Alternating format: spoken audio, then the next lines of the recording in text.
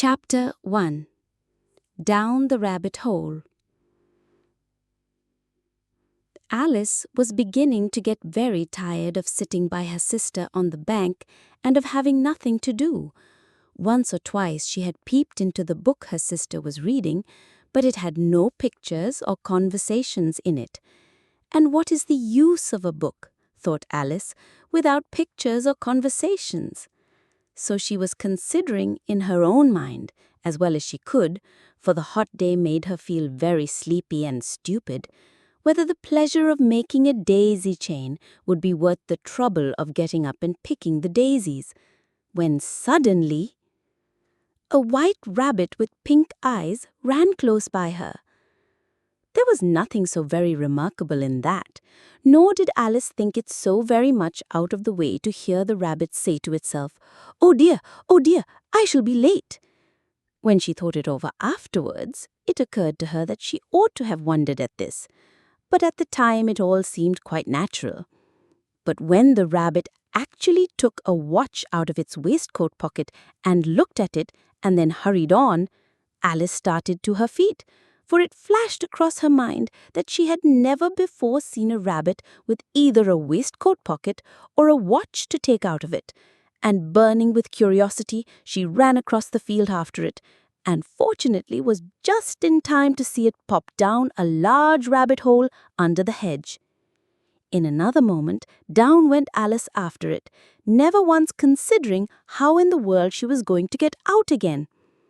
The rabbit hole went straight on like a tunnel for some way and then dipped suddenly down, so suddenly that Alice had not a moment to think about stopping herself before she found herself falling down a very deep well. Either the well was very deep, or she fell very slowly, for she had plenty of time as she went down to look about her and to wonder what was going to happen next. First, she tried to look down and make out what she was coming to, but it was too dark to see anything. Then she looked at the sides of the well and noticed that they were filled with cupboards and bookshelves. Here and there she saw maps and pictures hung upon pegs. She took down a jar from one of the shelves as she passed. It was labeled Orange Marmalade, but to her great disappointment, it was empty. She did not like to drop the jar for fear of killing somebody underneath, so managed to put it into one of the cupboards as she fell past it. Well, thought Alice to herself, after such a fall as this, I shall think nothing of tumbling downstairs. How brave they'll all think me at home. Why, I wouldn't say anything about it, even if I fell off the top of the house. Which was very likely true. Down, down, down. Would the fall never come to an end? I wonder how many miles I've fallen by this time, she said aloud. I must be getting somewhere near the center of the earth. Let me see, that would be 4,000 miles down, I think. For you see, Alice had learnt several things of this sort in her lessons in the schoolroom, and though this was not a very good opportunity for showing off her knowledge, as there was no one to listen to her, still it was good practice to say it over. Yes, that's about the right distance. But then I wonder what latitude or longitude I've got to? Alice had no idea what latitude was, or longitude either, but thought they were nice, grand words to say. Presently, she began again. I wonder if I shall fall right through the earth. How funny it'll seem to come out among the people that walk with their heads downward. The antipathies, I think. She was rather glad there was no one listening this time, as it didn't sound at all the right word. But I shall have to ask them what the name of the country is, you know. Please, ma'am, is this New Zealand or Australia? And she tried to curtsy as she spoke. Fancy curtsying as you're falling through the air. Do you think you could manage it? And what an ignorant little girl she'll think me for asking. No, it'll never do to ask.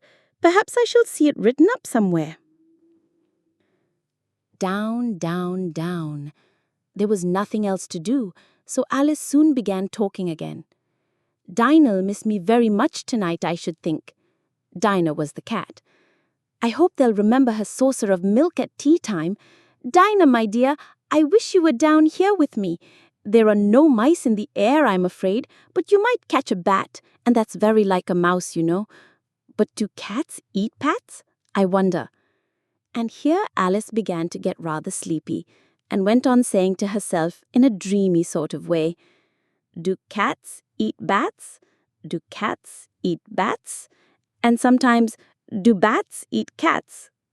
For you see, as she couldn't answer either question, it didn't much matter which way she put it. She felt that she was dozing off and had just begun to dream that she was walking hand in hand with Dinah and saying to her very earnestly, "Now, Dinah, tell me the truth. Did you ever eat a bat?" When suddenly, thump thump, down she came upon a heap of sticks and dry leaves, and the fall was over. Alice was not a bit hurt, and she jumped up onto her feet in a moment. She looked up, but it was all dark overhead. Before her was another long passage, and the white rabbit was still in sight, hurrying down it. There was no moment to be lost. Away went Alice like the wind, and was just in time to hear it say as it turned the corner, "Oh, my ears and whiskers, how late it's getting!" She was close behind it when she turned the corner, but the rabbit was no longer to be seen. She found herself in a long, low hall, which was lit up by a row of lamps hanging from the roof. There were doors all round the hall, but they were all locked. And when Alice had been all the way down one side and up the other, trying every door, she walked sadly down the middle, wondering how she was ever going to get out again. Suddenly, she came upon a little three-legged table, all made of solid glass.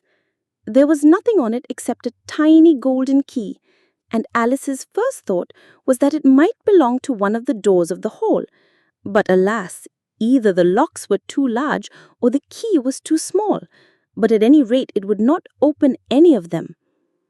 However, on the second time round, she came upon a low curtain she had not noticed before, and behind it was a little door about 15 inches high. She tried the little golden key in the lock, and to her great delight, it fitted. Alice opened the door and found that it led into a small passage, not much larger than a rat hole. She knelt down and looked along the passage into the loveliest garden you ever saw. How she longed to get out of that dark hole and wander about among those beds of bright flowers and those cool fountains, but she could not even get her head through the doorway. "And even if my head would go through," thought poor Alice, "it would be of very little use without my shoulders. Oh, how I wish I could shut up like a telescope. I think I could, if I only knew how to begin." For you see, so many out-of-the-way things had happened lately that Alice had begun to think that very few things indeed were really impossible. There seemed to be no use in waiting by the little door, so she went back to the table, half hoping she might find another key on it, or at any rate a book of rules for shutting people up like telescopes. This time she found a little bottle on it, which certainly was not here before, said Alice, and round the neck of the bottle was a paper label with the words, "Drink me," beautifully printed on it in large letters. It was all very well to say "drink me," but the wise little Alice was not going to do that in a hurry. "No, I'll look first and see whether it's marked poison or not," for she had read several nice little histories about children who had got burnt and eaten up by wild beasts and other unpleasant things, all because they would not remember the simple rules their friends had taught them, such as that a red-hot poker will burn you if you hold it too long, and that if you cut your finger very deeply with a knife, it usually bleeds. And she had never forgotten that if you drink much from a bottle marked poison, it is almost certain to disagree with you sooner or later. However, this bottle was not marked poison, so Alice ventured to taste it, and finding it very nice, it had in fact a sort of mixed flavor of cherry tart, custard, pineapple, roast turkey, toffee, and hot buttered toast, she very soon finished it off. "What a curious feeling," said Alice. "I must be shutting up like a telescope." And so it was indeed. She was now only 10 inches high, and her face brightened up at the thought that she was now the right size for going through the little door into that lovely garden. First, however, She waited for a few minutes to see if she was going to shrink any further. She felt a little nervous about this. "For it might end, said Alice to herself, "in my going out altogether, like a candle. I wonder what I should be like then." And she tried to fancy what the flame of a candle is like after the candle is blown out, for she could not remember ever having seen such a thing. After a while, finding that nothing more happened, she decided on going into the garden at once. But alas for poor Alice, when she got to the door, she found she had forgotten the little golden key, and when she went back to the table for it, she found she could not possibly reach it.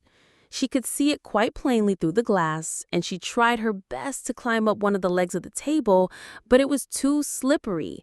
And when she had tired herself out with trying, the poor little thing sat down and cried. "Come, there's no use in crying like that," said Alice to herself, rather sharply. "I advise you to leave off this minute." She generally gave herself very good advice, though she very seldom followed it, and sometimes she scolded herself so severely as to bring tears into her eyes, and when she remembered trying to box her own ears for having cheated herself in a game of croquet, she was playing against herself, for this curious child was very fond of pretending to be two people. But it's no use now, thought poor Alice, to pretend to be two people. Why, there's hardly enough of me left to make one respectable person. Soon her eye fell on a little glass box that was lying under the table. She opened it and found in it a very small cake on which the words "Eat me" were beautifully marked in currants. "Well, I'll eat it," said Alice, "and if it makes me grow larger, I can reach the key, and if it makes me grow smaller, I can creep under the door. So either way, I'll get into the garden, and I don't care which happens." She ate a little bit and said anxiously to herself, "Which way? Which way?" holding her hand on the top of her head to feel which way it was growing, and she was quite surprised to find that she remained the same size.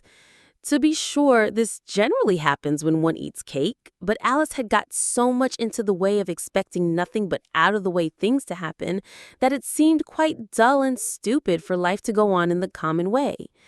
So she set to work and very soon finished off the cake. Chapter 2. The Pool of Tears. "Curiouser and curiouser," cried Alice.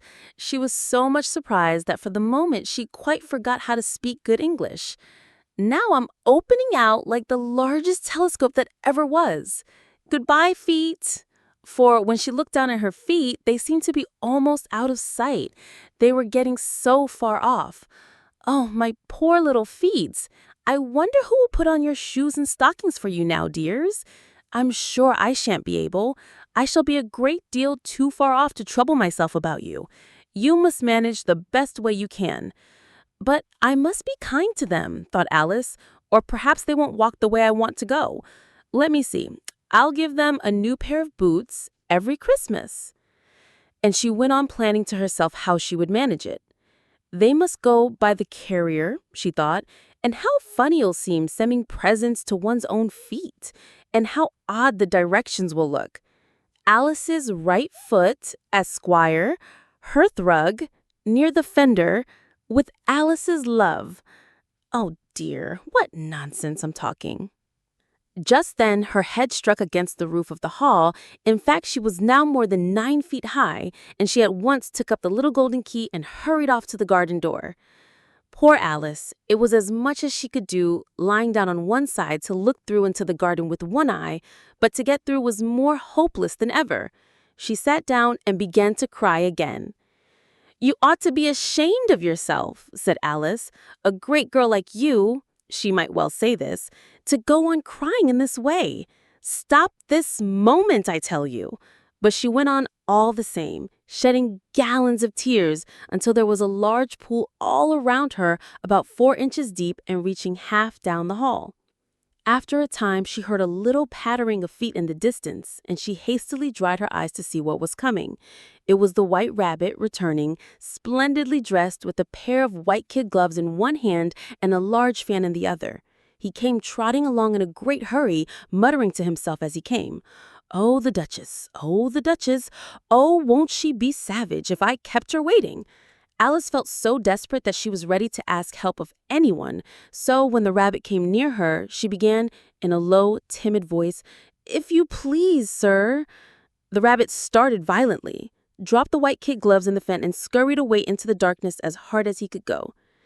Alice took up the fan and gloves, and as the hall was very hot, she kept fanning herself all the time she went on talking. Dear, dear, how queer everything is today. And yesterday things went on just as usual. I wonder if I've been changed in the night. Let me think. Was I the same when I got up this morning? I almost think I can remember feeling a little different. But if I'm not the same, the next question is, who in the world am I? That's the great puzzle. And she began thinking over all the children she knew that were of the same age as herself to see if she could have been changed for any of them. I'm sure I'm not Ada, for her hair goes in such long ringlets and mine doesn't go in ringlets at all. And I'm sure I can't be Mabel, for I know all sorts of things, and she knows such a very little. Besides, she, and I'm I, and oh dear, how puzzling it all is. I'll try if I know all the things I used to know. Let me see. 4 times 5 is 12, and 4 times 6 is 13, and 4 times 7 is, oh dear, I shall never get to 20 at that rate. However, the multiplication table doesn't signify. Let's try geography. London is the capital of Paris, and Paris is the capital of Rome. And Rome, no, that's all wrong. I'm certain I must have been changed for Mabel. I'll try and say, how doth the little... And she crossed her hands on her lap as if she were saying lessons and began to repeat it, but her voice sounded hoarse and strange, and the words did not come the same as they used to do. How doth the little crocodile improve his shining tail and pour the waters of the Nile on every golden scale?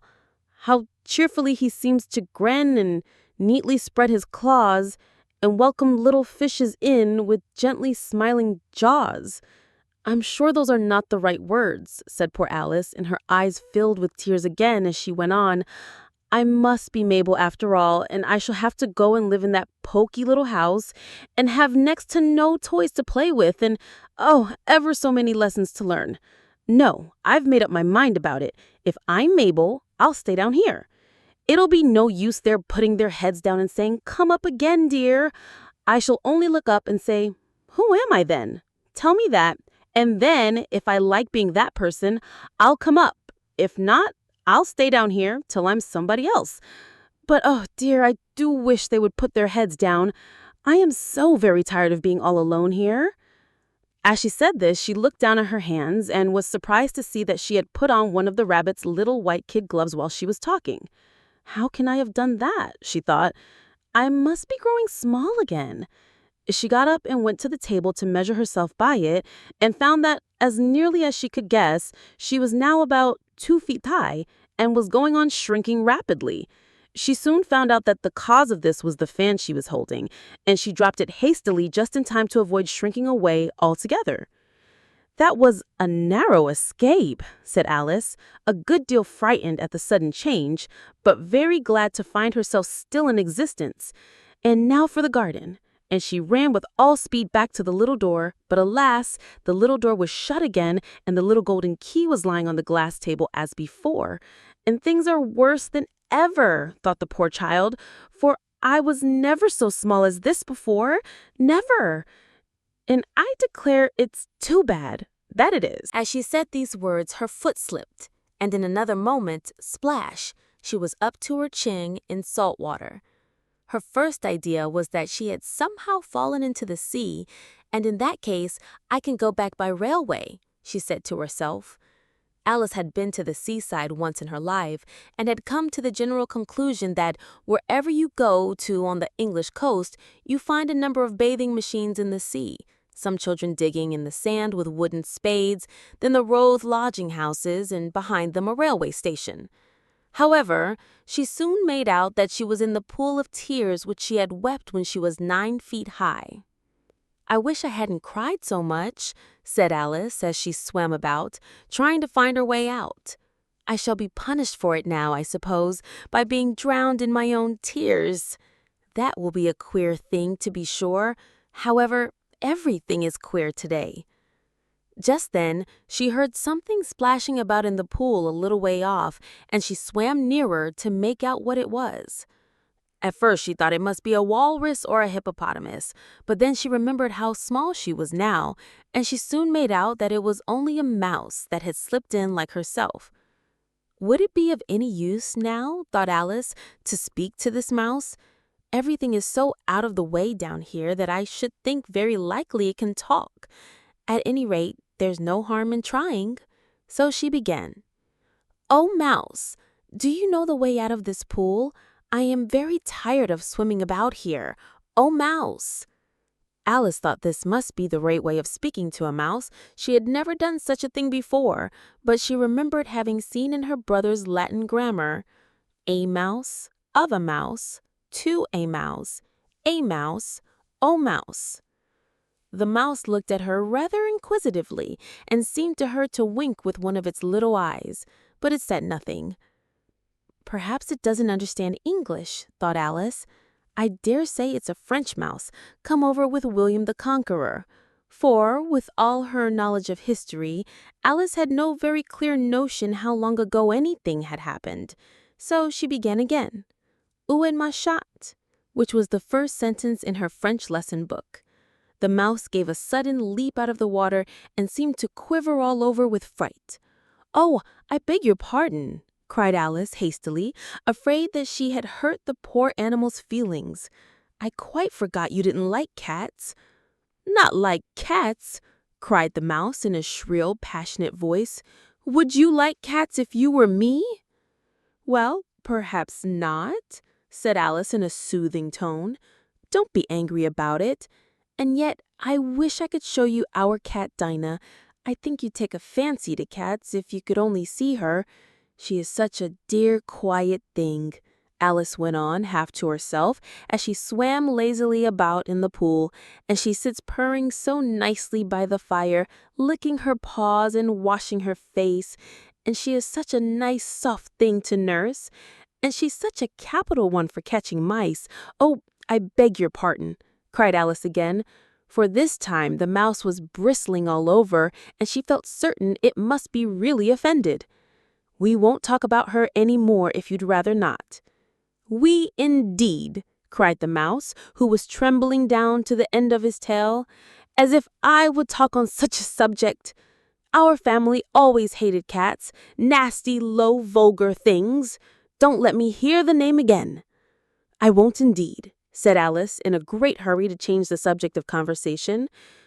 Are you fond of dogs?"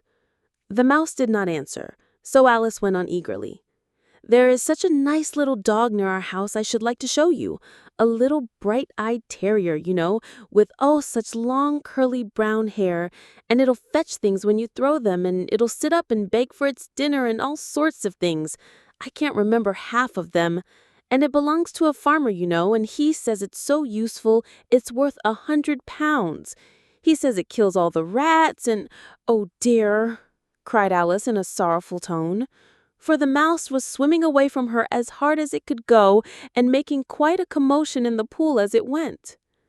So she called softly after it, "Mouse dear, do come back again, and we won't talk about cats or dogs either, if you don't like them."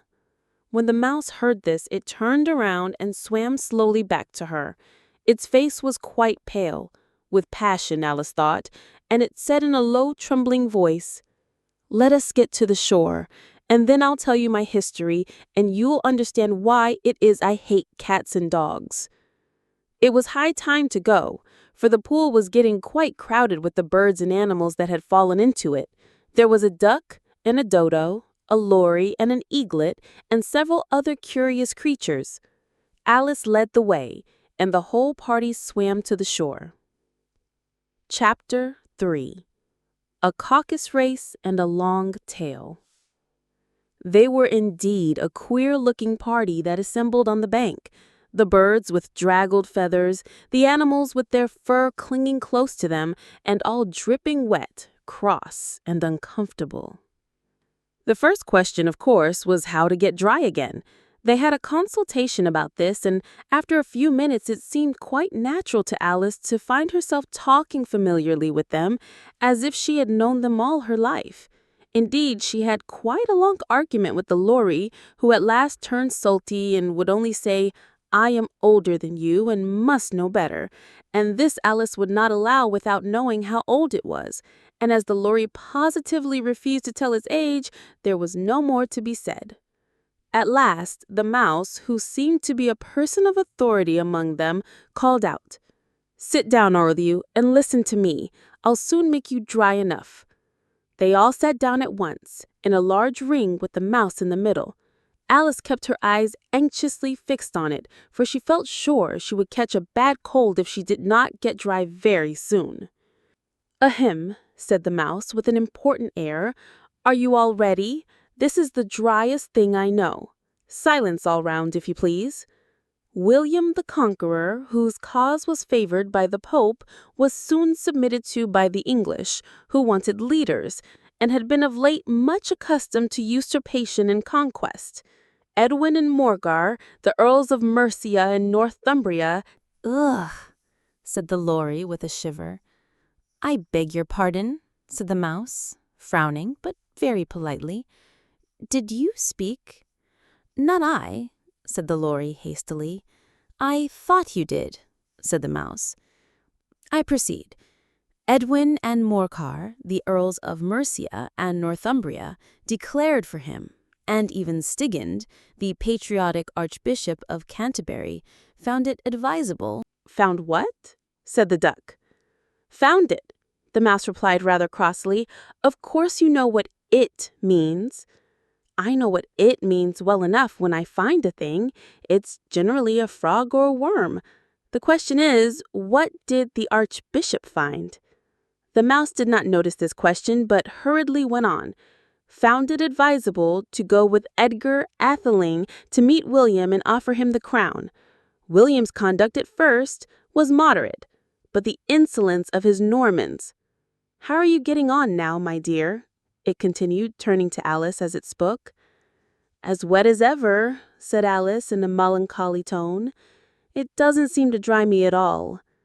"In that case," said the dodo solemnly, rising to its feet, "I move that the meeting adjourn for the immediate adoption of more energetic remedies." "Speak English," said the eaglet. "I don't know the meaning of half those long words, and what's more, I don't believe you do either." And the eaglet bent down his head to hide a smile. Some of the other birds tittered audibly. "What I was going to say," said the dodo in an offended tone, "was that the best thing to get us dry would be a caucus-race." "What is a caucus-race?" said Alice. Not that she wanted much to know, but the dodo had paused as if it thought that someone ought to speak, and no one else seemed inclined to say anything. "Why," said the dodo, "the best way to explain it is to do it. And as you might like to try the thing yourself some winter day, I will tell you how the dodo managed it. First, it marked out a race course in a sort of circle. The exact shape doesn't matter, it said.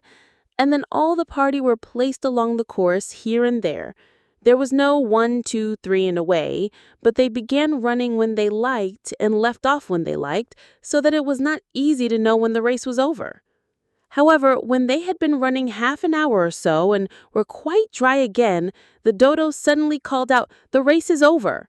And they all crowded around it, panting and asking, 'But who has won?'" This question the dodo could not answer without a great deal of thought, and it sat for a long time with one finger pressed upon its forehead, the position in which you usually see Shakespeare in the pictures of him, while the rest waited in silence. At last the dodo said, "Everybody has won, and all must have prizes." "But who is to give the prizes?" quite a chorus of voices asked. "Why, she, of course," said the dodo, pointing to Alice with one finger, and the whole party at once crowded round her, calling out in a confused way, "Prizes! Prizes!" Alice had no idea what to do, and in despair she put her hand in her pocket and pulled out a box of comfits. Luckily, the salt water had not got into it, and handed them round as prizes. There was exactly one apiece, all round. "But she must have a prize herself, you know," said the mouse. "Of course," the dodo replied very gravely. "What else have you got in your pocket?" he went on, turning to Alice. "Only a thimble," said Alice sadly. "Hand it over here," said the dodo. Then they all crowded round her once more, while the dodo solemnly presented the thimble, saying, "We beg your acceptance of this elegant thimble." And when it had finished this short speech, they all cheered. Alice thought the whole thing very absurd, but they all looked so grave that she did not dare to laugh, and, as she could not think of anything to say, she simply bowed and took the thimble, looking as solemn as she could.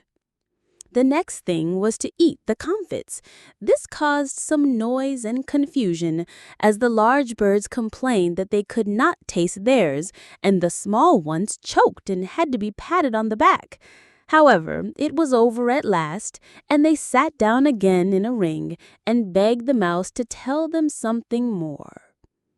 "You promised to tell me your history, you know," said Alice, "and why it is you hate C and D," she added in a whisper, half afraid that it would be offended again.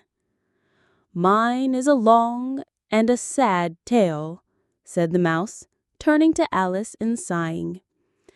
"It is a long tail, certainly," said Alice, looking down with wonder at the mouse's tail. "But why do you call it sad?" And she kept on puzzling about it while the mouse was speaking, so that her idea of the tale was something like this. "Fury said to a mouse that he met in the house, 'Let us both go to law. I will prosecute you. Come, I'll take no denial. We must have a trial, for really this morning I've nothing to do.' Said the mouse to the cur, 'Such a trial, dear sir, with no jury or judge would be wasting our breath.' 'I'll be judge, I'll be jury,' said cunning old Fury. 'I'll try the whole cause and condemn you to death.'" "You are not attending," said the mouse to Alice severely. "What are you thinking of?" "I beg your pardon," said Alice very humbly. "You had got to the fifth bend, I think." "I had not," cried the mouse, sharply and very angrily. "A knot?" said Alice, always ready to make herself useful and looking anxiously about her. "Oh, do let me help to undo it." "I shall do nothing of the sort," said the mouse, getting up and walking away. "You insult me by talking such nonsense." "I didn't mean it," pleaded poor Alice. "But you're so easily offended, you know." The mouse only growled in reply.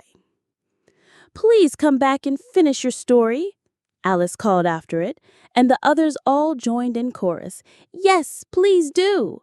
But the mouse only shook its head impatiently and walked a little quicker. "What a pity it wouldn't stay," sighed the lory, as soon as it was quite out of sight, and an old crab took the opportunity of saying to her daughter, "Ah, my dear, let this be a lesson to you never to lose your temper." "Hold your tongue, Ma," said the young crab, a little snappishly. "You're enough to try the patience of an oyster." "I wish I had our Dinah here, I know I do," said Alice, addressing nobody in particular. She'd soon fetch it back. "And who is Dinah, if I might venture to ask the question?" said the lory. Alice replied eagerly, for she was always ready to talk about her pet. "Dinah's our cat, and she's such a capital one for catching mice, you can't think. And oh, I wish you could see her after the birds. Why, she'll eat a little bird as soon as look at it." This speech caused a remarkable sensation among the party. Some of the birds hurried off at once. One old magpie began wrapping itself up very carefully, remarking, "I really must be getting home. The night air doesn't suit my throat."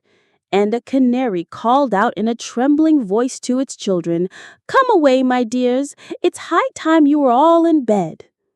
On various pretexts, they all moved off, and Alice was soon left alone. "I wish I hadn't mentioned Dinah," she said to herself in a melancholy tone. "Nobody seems to like her down here, and I'm sure she's the best cat in the world. Oh, my dear Dinah, I wonder if I shall ever see you any more." And here poor Alice began to cry again, for she felt very lonely and low-spirited. In a little while, however, she again heard a little pattering of footsteps in the distance, and she looked up eagerly, half hoping that the mouse had changed his mind and was coming back to finish his story. Chapter 4. The Rabbit Sends in a Little Bill. It was the White Rabbit trotting slowly back again and looking anxiously about as it went, as if it had lost something, and she heard it muttering to itself, "The Duchess, the Duchess! Oh, my dear paws, oh, my fur and whiskers! She'll get me executed as sure as ferrets are ferrets. Where can I have dropped them, I wonder?" Alice guessed in a moment that it was looking for the fan and the pair of white kid gloves, and she very good-naturedly began hunting about for them, but they were nowhere to be seen. Everything had seemed to change since her swim in the pool, and the great hall with the glass table and the little door had completely vanished. Very soon, the rabbit noticed Alice as she went hunting about, and called out to her in angry tone, "Why, Marianne, what are you doing out here? Run home this moment and fetch me a pair of gloves and a fan. Quick now." And Alice was so much frightened that she ran off at once in the direction it pointed to, without trying to explain the mistake it had made. "He took me for his housemaid," she said to herself as she ran. "How surprised he'll be when he finds out who I am. But I'd better take him his fan and gloves, that is if I can find them." As she said this, she came upon a neat little house, on the door of which was a bright brass plate with the name W. Rabbit engraved on it. She went in without knocking and hurried upstairs in great fear that she should meet the real Marianne and be turned out of the house before she had found the fan and gloves. "How queer it seems," Alice said to herself, "to be going messages for a rabbit. I suppose Dinah'll be sending me on messages next." And she began fancying the sort of thing that would happen.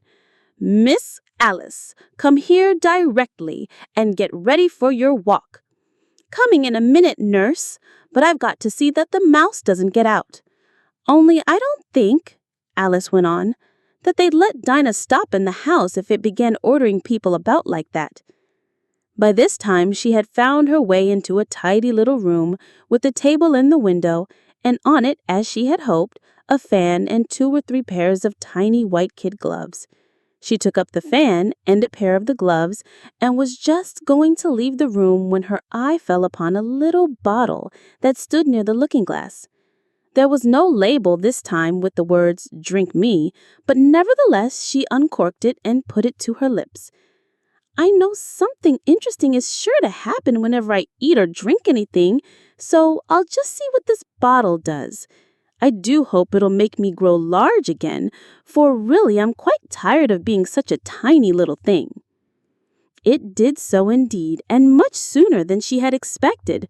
Before she had drank half the bottle, she found her head pressing against the ceiling and had to stoop to save her neck from being broken. She hastily put down the bottle, saying to herself, "That's quite enough. I hope I shan't grow any more. As it is, I can't get out the door. I do wish I hadn't drank quite so much." Alas, it was too late to wish that. She went on growing, and very soon had to kneel down on the floor. In another minute, there was not even room for this, and she tried the effect of lying down with one elbow against the door and the other arm curled round her head. Still, she went on growing, and as a last resource, she put one arm out of the window and one foot up the chimney, and said to herself, "Now I can do no more whatever happens. What will become of me?" Luckily for Alice, the little magic bottle had now had its full effect, and she grew no larger. Still, it was very uncomfortable, and as there seemed to be no sort of chance of her ever getting out of the room again, no wonder she felt unhappy. It was much pleasanter at home, thought poor Alice, when one wasn't always growing larger and smaller and being ordered about by mice and rabbits. I almost wish I hadn't gone down that rabbit hole, and yet, it's rather curious, this sort of life. I do wonder what can have happened to me. When I used to read fairy tales, I fancied that kind of thing never happened, and now here I am in the middle of one. There ought to be a book written about me, that there ought. And when I grow up, I'll write one. But I'm grown up now, she added in a sorrowful tone.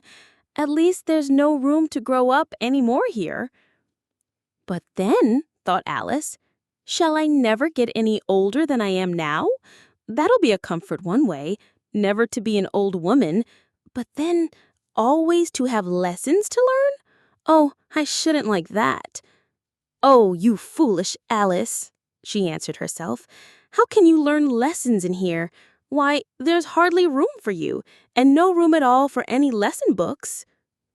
And so she went on, taking first one side and then the other, and making quite a conversation of it altogether. But after a few minutes she heard a voice outside and stopped to listen. "Marianne, Marianne," said the voice. "Fetch me my gloves this moment." Then came a little pattering of feet on the stairs. Alice knew it was the rabbit coming to look for her, and she trembled till she shook the house, quite forgetting that she was now about 1,000 times as large as the rabbit, and had no reason to be afraid of it. Presently the rabbit came up to the door and tried to open it, but as the door opened inwards and Alice's elbow was pressed hard against it, that attempt proved a failure. Alice heard it say to itself, "Then I'll go round and get in at the window." "That you won't," thought Alice, and after waiting till she fancied she heard the rabbit just under the window, she suddenly spread out her hand and made a snatch in the air. She did not get hold of anything, but she heard a little shriek and a fall, and a crash of broken glass, from which she concluded that it was just possible it had fallen into a cucumber frame or something of the sort. Next came an angry voice, the rabbit's. "Pat! Pat! Where are you?" And then a voice she had never heard before. "Sure, then I'm here, diggin' for apples, your honor." "Digging for apples, indeed," said the rabbit angrily. "Here, come and help me out of this." Sounds of more broken glass. "Now tell me, Pat, what's that in the window?" "Sure, it's an arm, your honor." He pronounced it arm. "An arm? You goose! Who ever saw one that size? Why, it fills the whole window." "Sure it does, your honor, but it's an arm for all that." "Well, it's got no business there at any rate. Go and take it away." There was a long silence after this, and Alice could only hear whispers now and then, such as, "Sure, I don't like it, your honor, at all, at all." "Do as I tell you, you coward." And at last she spread out her hand again and made another snatch in the air. This time there were 2 little shrieks and more sounds of broken glass.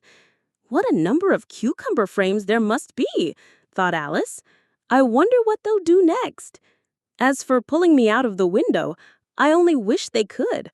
I'm sure I don't want to stay in here any longer." She waited for some time without hearing anything more. At last came a rumbling of little cart wheels and the sound of a good many voices all talking together. She made out the words, "Where's the other ladder? Why, I hadn't to bring but one. Bill's got the other. Bill, fetch it here, lad. Here, put 'em up at this corner. No, tie them together first. They don't reach half high enough yet. Oh, they'll do well enough. Don't be particular. Here, Bill, catch hold of this rope. Will the roof bear? Mind that loose slate. Oh, it's coming down. Heads below." A loud crash. "Now, who did that? It was Bill, I fancy. Who's to go down the chimney?" "Nay, I shan't. You do it."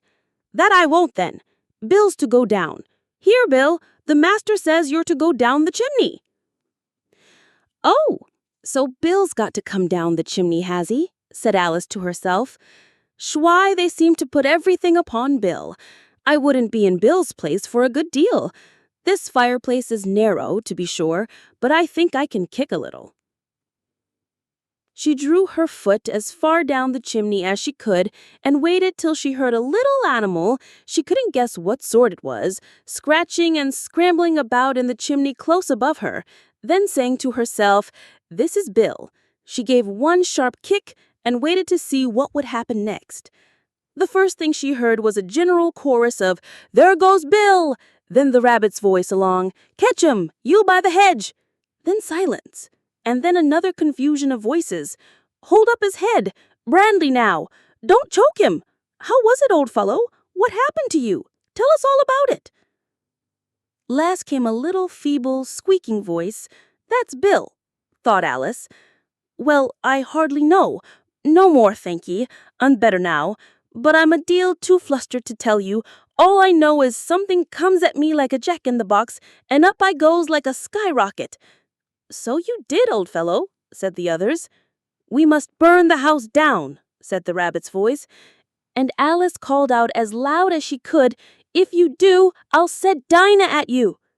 There was a dead silence instantly, and Alice thought to herself, "I wonder what they will do next. If they had any sense, they'd take the roof off." After a minute or two, they began to move about again, and Alice heard the rabbit say, "A barrelful will do to begin with."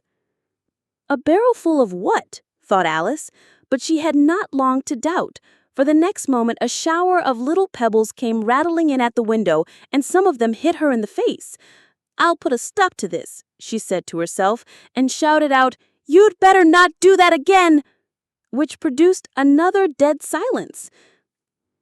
Alice noticed with some surprise that the pebbles were all turning into little cakes as they lay on the floor, and a bright idea came into her head. "If I eat one of these cakes, it's sure to make some change in my size, and as it can't possibly make me larger, it must make me smaller, I suppose." So she swallowed one of the cakes and was delighted to find that she began shrinking directly. As soon as she was small enough to get through the door, she ran out of the house and found quite a crowd of little animals and birds waiting outside. The poor little lizard, Bill, was in the middle, being held up by 2 guinea pigs who were giving it something out of a bottle. They all made a rush at Alice the moment she appeared, but she ran off as hard as she could and soon found herself safe in a thick wood.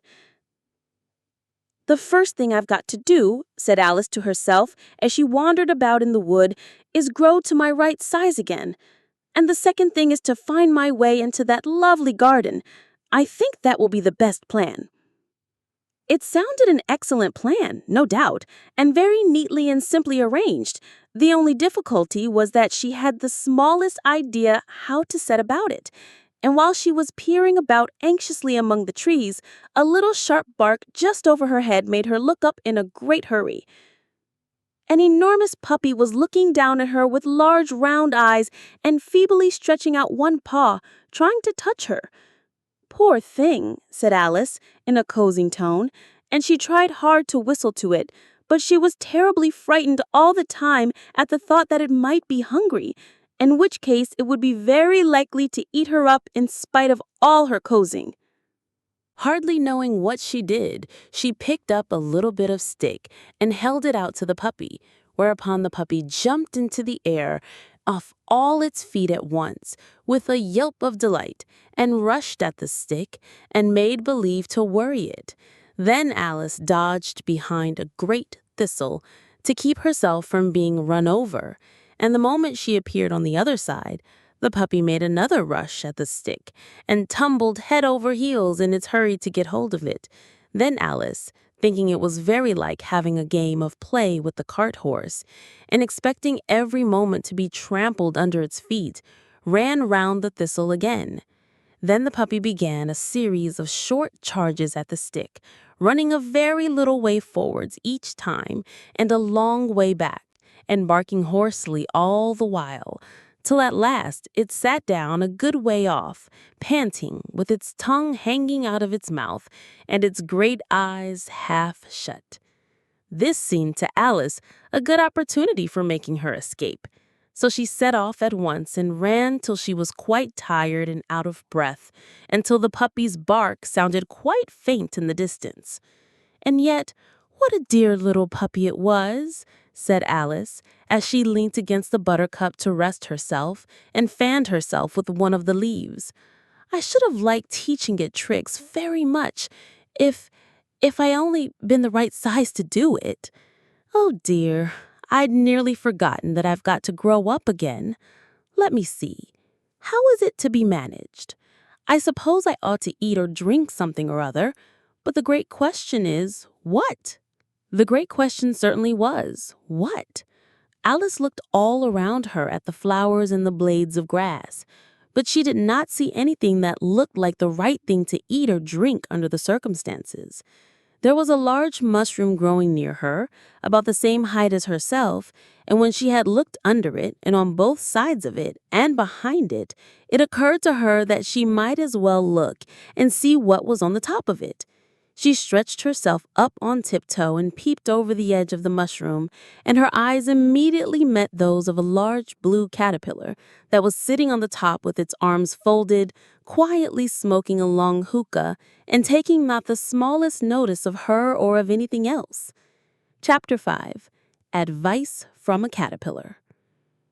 The caterpillar and Alice looked at each other for some time in silence. At last the caterpillar took the hookah out of its mouth and addressed her in a languid, sleepy voice. "Who are you?" said the caterpillar. This was not an encouraging opening for a conversation. Alice replied rather shyly, I hardly know, sir, just at present. At least I know who I was when I got up this morning, but I think I must have been changed several times since then." "What do you mean by that?" said the caterpillar sternly. "Explain yourself." "I can't explain myself, I'm afraid, sir, because I'm not myself, you see." "I don't see," said the caterpillar. "I'm afraid I can't put it more clearly," Alice replied very politely, "for I can't understand it myself to begin with, and being so many different sizes in a day is very confusing." "It isn't," said the caterpillar. "Well, perhaps you haven't found it so yet, but when you have to turn into a chrysalis, you will someday, you know, and then after that into a butterfly, I should think you'll feel it a little queer, won't you?" "Not a bit," said the caterpillar. "Well, perhaps your feelings may be different," Alice said. "All I know is it would feel very queer to me." "You?" said the caterpillar contemptuously. "Who are you?" Which brought them back again to the beginning of the conversation. Alice felt a little irritated at the caterpillar's making such very short remarks, and she drew herself up and said very gravely, "I think you ought to tell me who you are first." "Why?" said the caterpillar. Here was another puzzling question, and as Alice could not think of any good reason, and as the caterpillar seemed to be in a very unpleasant state of mind, she turned away. "Come back," the caterpillar called after her. "I've something important to say." This sounded promising, certainly. Alice turned and came back again. "Keep your temper," said the caterpillar. "Is that all?" said Alice, swallowing down her anger as well as she could. "No," said the caterpillar. Alice thought she might as well wait, as she had nothing else to do, and perhaps after all it might tell her something worth hearing. For some minutes it puffed away without speaking, but at last it unfolded its arms, took the hookah out its mouth again, and said, "So you think you're changed, do you?" "I'm afraid I am, sir," Alice replied. "I can't remember things as I used to, and I don't keep the same size for 10 minutes together." "Can't remember what things?" said the caterpillar. "Well, I've tried to say, 'How doth the little busy bee?' but it all came different," Alice replied in a very melancholy voice. "Repeat, 'You are old, Father William,'" said the caterpillar. Alice folded her hands and began. "You are old, Father William," the young man said, "and your hair has become very white. And yet you incessantly stand on your head. Do you think at your age it is right?" "In my youth," Father William replied to his son, "I feared it might injure the brain. But now that I'm perfectly sure I have none, why, I do it again and again." "You are old," said the youth, "as I mentioned before, and have grown most uncommonly fat. Yet you turned a back somersault in at the door. Pray, what is the reason of that?" "In my youth," said the sage as he shook his gray locks, "I kept all my limbs very supple by the use of this ointment, 1 shilling the box. Allow me to sell you a couple." "You are old," said the youth, "and your jaws are too weak for anything tougher than suet. Yet you finished the goose with the bones in the beak. Pray, how did you manage to do it?" "In my youth," said his father, "I took to the law and argued each case with my wife, and the muscular strength which it gave to my jaw has lasted the rest of my life." "You are old," said the youth. "One would hardly suppose that your eye was as steady as ever. Yet you balanced an eel on the end of your nose. What made you so awfully clever?" "I have answered 3 questions, and that is enough," said his father. "Don't give yourself airs.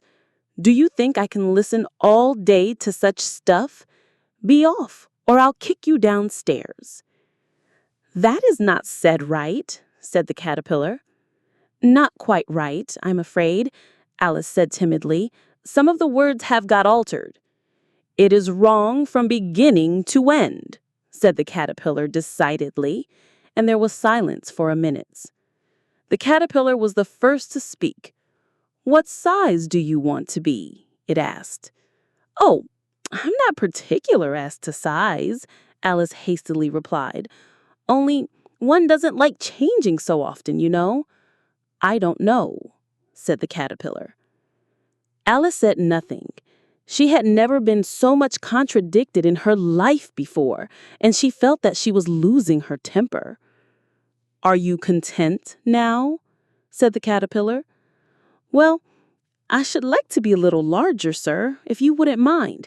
3 inches is such a wretched height to be." "It is a very good height indeed," said the caterpillar, angrily, rearing itself upright as it spoke. It was exactly 3 inches high. "But I'm not used to it," pleaded poor Alice in a piteous tone. And she thought of herself, "I wish the creatures wouldn't be so easily offended." "You'll get used to it in time," said the caterpillar, and it put the hookah into its mouth and began smoking again. This time, Alice patiently waited until it chose to speak again. In a minute or two, the caterpillar took the hookah out of its mouth and yawned once or twice and shook itself. Then it got down off the mushroom and crawled away in the grass, merely remarking as it went, "One side will make you grow taller, and the other side will make you grow shorter." "One side of what? The other side of what?" thought Alice to herself. "Of the mushroom," said the caterpillar, just as if she had asked it aloud, and in another moment it was out of sight. Alice remained looking thoughtfully at the mushroom for a minute, trying to make out which were the 2 sides of it. And as it was perfectly round, she found this a very difficult question. However, at last, she stretched her arms around it as far as they would go and broke off a bit of the edge with each hand. "And now which is which?" she said to herself, and nibbled a little of the right-hand bit to try the effect. The next moment she felt a violent blow underneath her chin. It had struck her foot. She was a good deal frightened by this very sudden change, but she felt that there was no time to be lost, as she was shrinking rapidly. So she set to work at once to eat some of the other bit. Her chin was pressed so closely against her foot that there was hardly room to open her mouth. But she did it at last, and managed to swallow a morsel of the left-hand bit. "Come, my head's free at last," said Alice in a tone of delight, which changed into alarm in another moment when she found that her shoulders were nowhere to be found.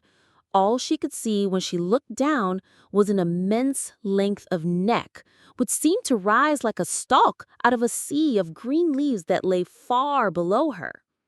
"What can all that green stuff be?" said Alice. "And where have my shoulders got to?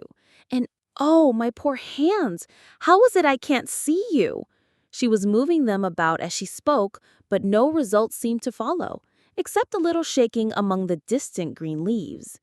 As there seemed to be no chance of getting her hands up to her head, she tried to get her head down to them, and was delighted to find that her neck would bend about easily in any direction, like a serpent. She had just succeeded in curving it down into a graceful zigzag, and was going to dive in among the leaves, which she found to be nothing but the tops of the trees under which she had been wandering, when a sharp hiss made her draw back in a hurry.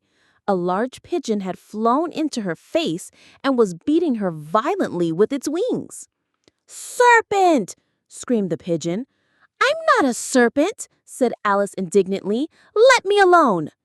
"Serpent, I say again," repeated the pigeon, but in a more subdued tone, and added with a kind of sob, "I've tried every way, and nothing seems to suit them."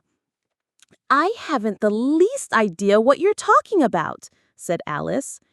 "I've tried the roots of trees, and I've tried banks, and I've tried hedges," the pigeon went on, without attending to her.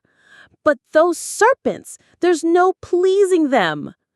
Alice was more and more puzzled, but she thought there was no use in saying anything more till the pigeon had finished. "As if it wasn't trouble enough hatching the eggs," said the pigeon, "but I must be on the lookout for serpents night and day. Why, I haven't had a wink of sleep these 3 weeks."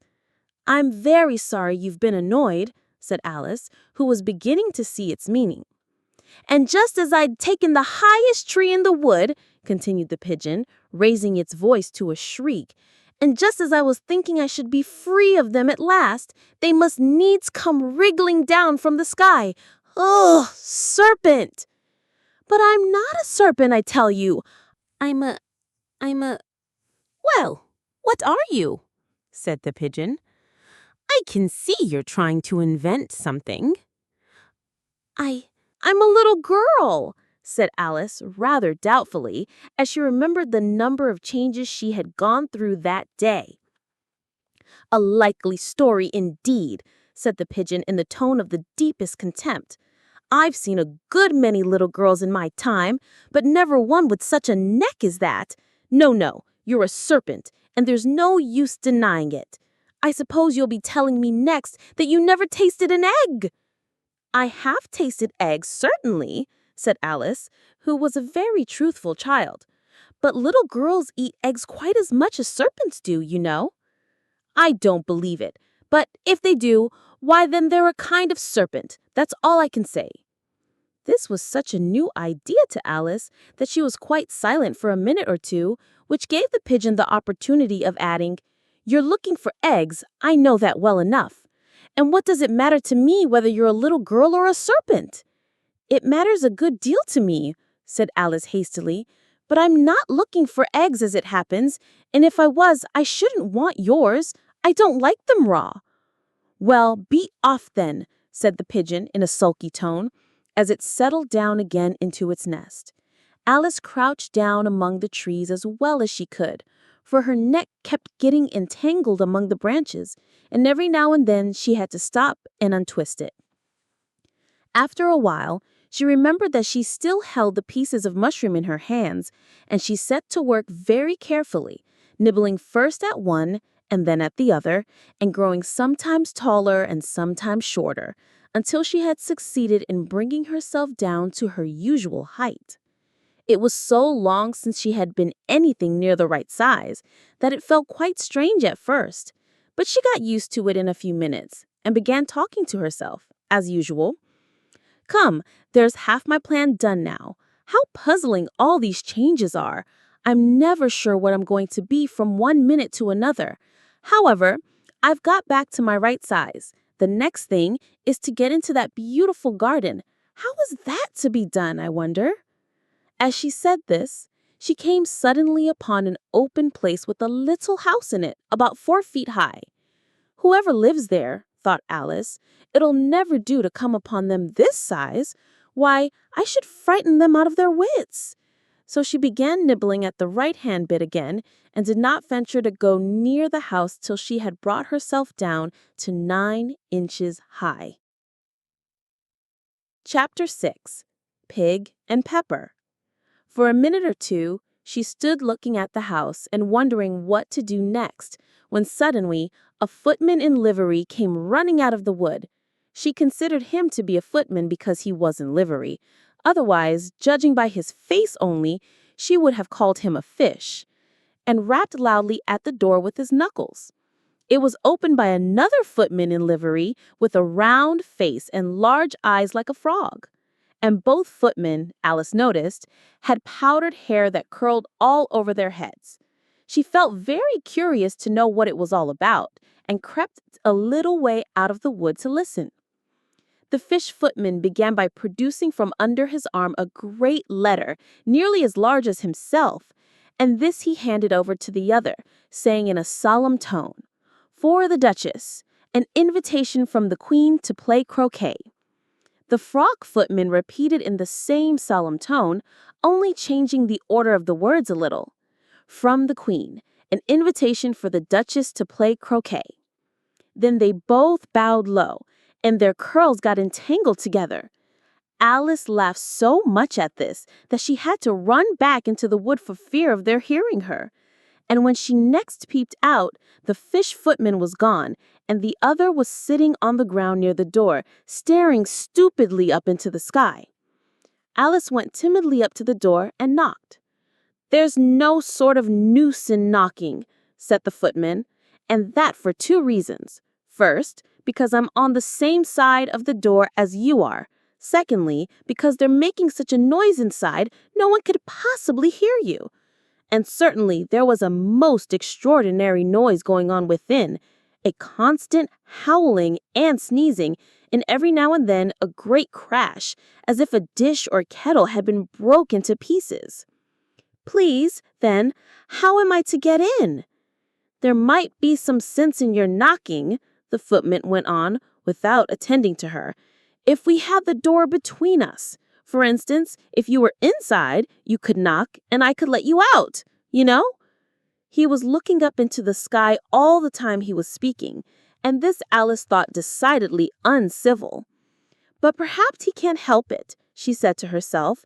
"His eyes are so very nearly at the top of his head, but at any rate he might answer questions. How am I to get in?" she repeated aloud.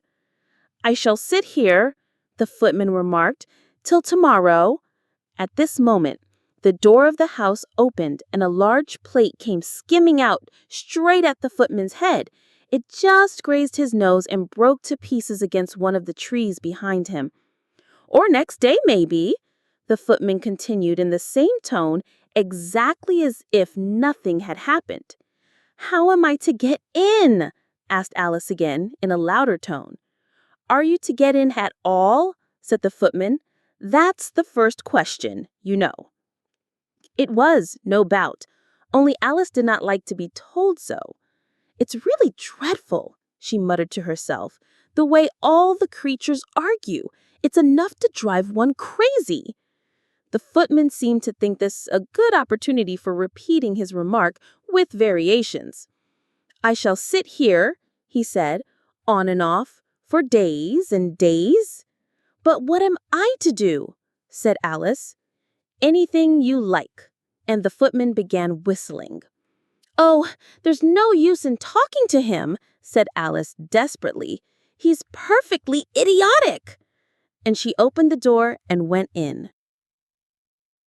The door led right into a large kitchen, which was full of smoke from one end to the other. The Duchess was sitting on a 3-legged stool in the middle, nursing a baby. The cook was leaning over the fire, stirring a large cauldron, which seemed to be full of soup. "There's certainly too much pepper in that soup," Alice said to herself, as well as she could for sneezing. There was certainly too much of it in the air. Even the Duchess sneezed occasionally, and as for the baby, it was sneezing and howling alternately without a moment's pause. The only things in the kitchen that did not sneeze were the cook and a large cat, which was sitting on the hearth and grinning from ear to ear. "Please, would you tell me," said Alice, a little timidly, for she was not quite sure whether it was good manners for her to speak first, "why your cat grins like that?" "It's a Cheshire cat," said the Duchess, "and that's why, pig." She said the last word with such sudden violence that Alice quite jumped, but she saw in another moment that it was addressed to the baby and not to her, so she took courage and went on again. "I didn't know that Cheshire cats always grinned. In fact, I didn't know that cats could grin." "They all can," said the Duchess, "and most of 'em do." "I don't know of any that do," Alice said very politely, feeling quite pleased to have got into a conversation. "You don't know much," said the Duchess, "and that's a fact." Alice did not at all like the tone of this remark and thought it would be as well to introduce some other subject of conversation. While she was trying to fix on one, the cook took the cauldron of soup off the fire and at once set to work throwing everything within her reach at the Duchess and the baby. The fire irons came first, then follow a shower of saucepans, plates, and dishes. The Duchess took no notice of them even when they hit her, and the baby was howling so much already that it was quite impossible to say whether the blows hurt it or not. "Oh, please mind what you're doing," cried Alice, jumping up and down in an agony of terror. "Oh, there goes his precious nose!" as an unusually large saucepan flew close by it and very nearly carried it off. "If everybody minded their own business," the Duchess said in a hoarse growl, "the world would go round a deal faster than it does." "Which would not be an advantage," said Alice, who felt very glad to get an opportunity of showing off a little of her knowledge. "Just think of what work it would make with the day and night.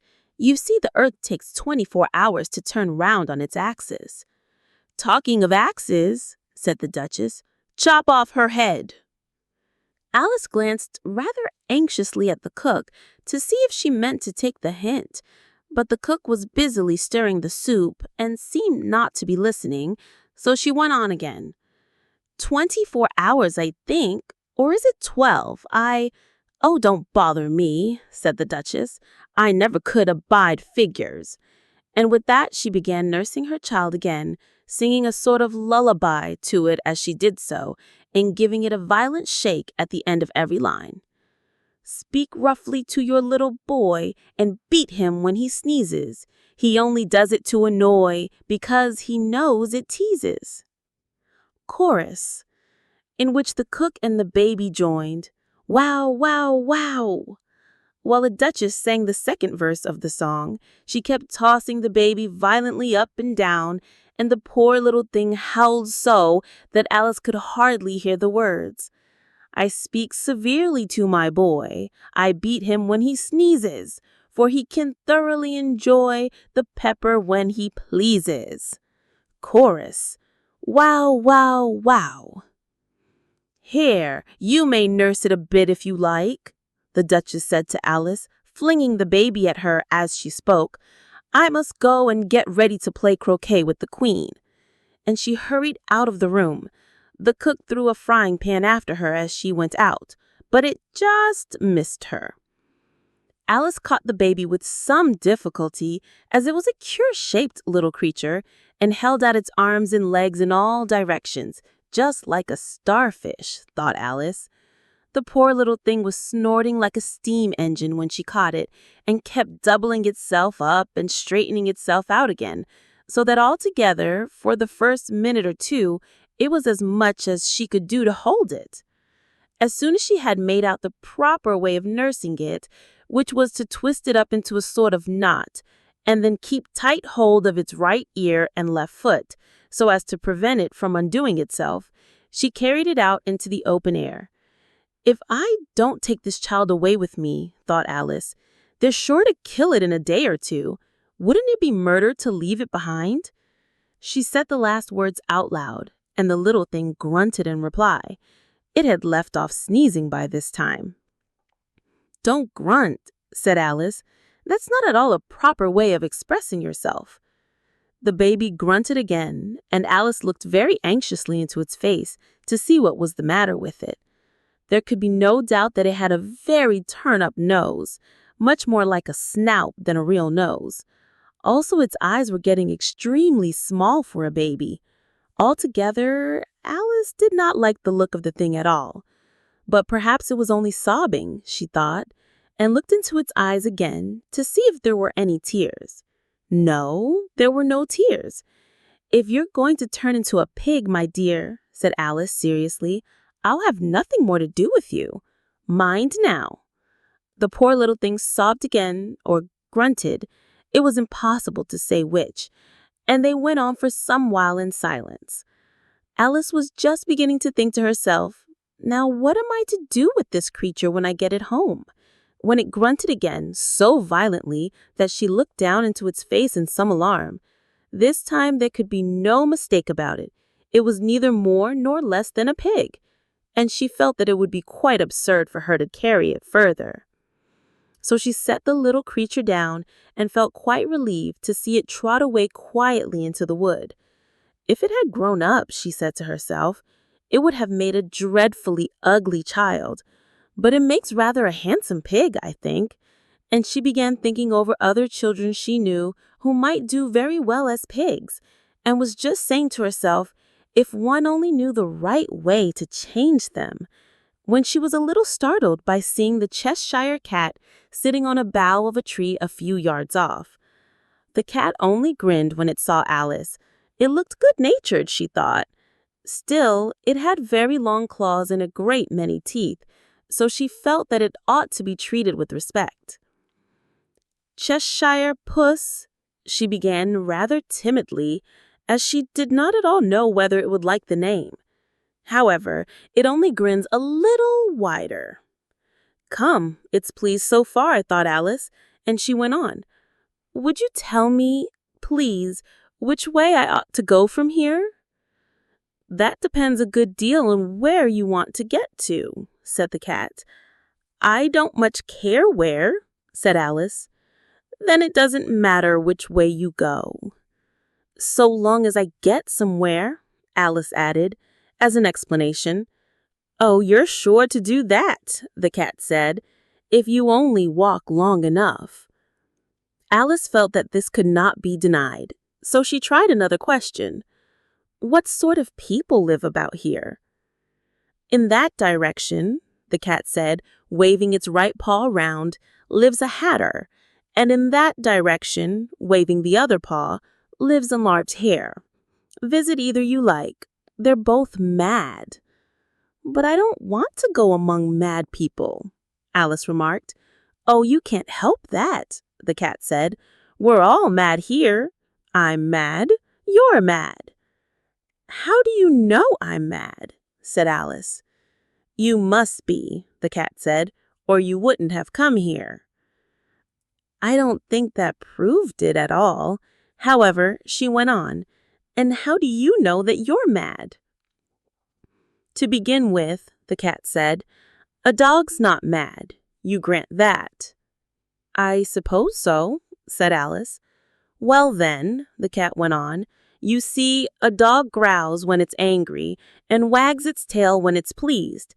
Now I growl when I'm pleased and wag my tail when I'm angry. Therefore, I'm mad. I call it purring, not growling, said Alice. Call it what you like, the cat said. Do you play croquet with the queen today? I should like it very much, but I haven't been invited yet. You'll see me there, the cat said, and vanished. Alice was not much surprised at this. She was getting so used to queer things happening. While she was looking at the place where it had been, it suddenly appeared again. "By the by, what became of the baby?" said the cat. "I'd nearly forgotten to ask." "It turned into a pig," Alice quietly said, just as if it had come back in a natural way. "I thought it would," said the cat, and vanished again. Alice waited a little, half expecting to see it again, but it did not appear, and after a minute or two she walked on in the direction in which the March Hare was said to live. "I've seen hatters before," she said to herself. "The March Hare will be much the most interesting, and perhaps, as this is May, it won't be raving mad. At least, not so mad as it was in March." As she said this, she looked up, and there was the cat again, sitting on a branch of a tree. "Did you say pig or fig?" said the cat. "I said pig," replied Alice. "And I wish you wouldn't keep appearing and vanishing so suddenly. You make one quite giddy." "All right," said the cat, and this time it vanished quite slowly, beginning with the end of the tail and ending with the grin, which remained some time after the rest of it had gone. "Well, I've often seen a cat without a grin," thought Alice, "but a grin without a cat. It's the most curious thing I ever saw in my life." She had not gone much farther before she came in sight of the house of the March Hare. She thought it must be the right house because the chimneys were shaped like ears, and the roof was thatched with fur. It was so large a house that she did not like to go nearer till she had nibbled some more of the left-hand bit of mushroom, and raised herself to about 2 feet high. Even then she walked up towards it rather timidly, saying to herself, "Suppose it should be raving mad after all. I almost wish I'd gone to see the Hatter instead." Chapter 7. A Mad Tea Party. There was a table set out under a tree in front of the house, and the March Hare and the Hatter were having tea at it. A dormouse was sitting between them, fast asleep, and the other two were using it as a cushion, resting their elbows on it and talking over its head. Very uncomfortable for the dormouse, only, as it's asleep, I suppose it doesn't mind. The table was a large one, but the three were all crowded together at one corner of it. "No room! No room!" they cried out when they saw Alice coming. "There's plenty of room," said Alice indignantly, and she sat down in a large armchair at one end of the table. "Have some wine," the March Hare said in an encouraging tone. Alice looked all round the table, but there was nothing on it but tea. "I don't see any wine," she remarked. "There isn't any," said the March Hare. "Then it wasn't very civil of you to offer it," said Alice angrily. "It wasn't very civil of you to sit down without being invited," said the March Hare.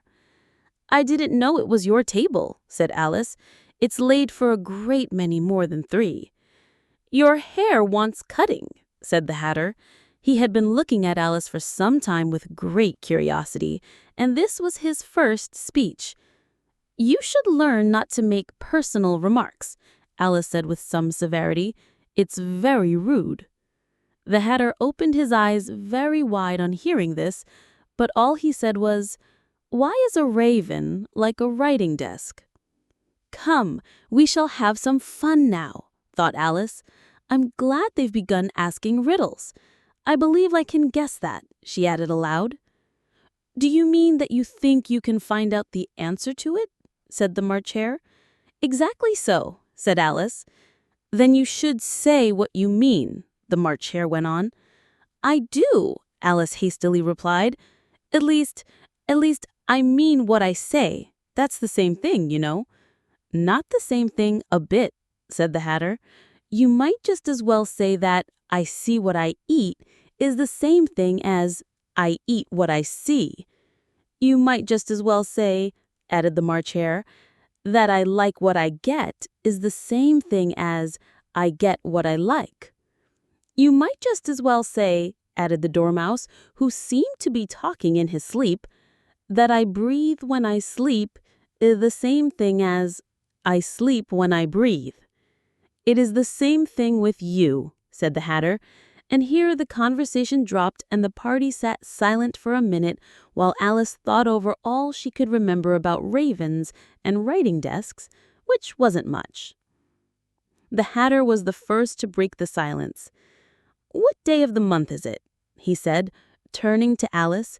He had taken his watch out of his pocket and was looking at it uneasily, shaking it every now and then and holding it to his ear. Alice considered a little and then said, "The 4th. 2 days wrong," sighed the Hatter. "I told you butter wouldn't suit the works," he added, looking angrily at the March Hare. "It was the best butter," the March Hare meekly replied. "Yes, but some crumbs must have gotten in as well," the Hatter grumbled. "You shouldn't have put it in with the bread knife." The March Hare took the watch and looked at it gloomily. Then he dipped it into his cup of tea and looked at it again, but he could think of nothing better to say than his first remark. "It was the best butter, you know."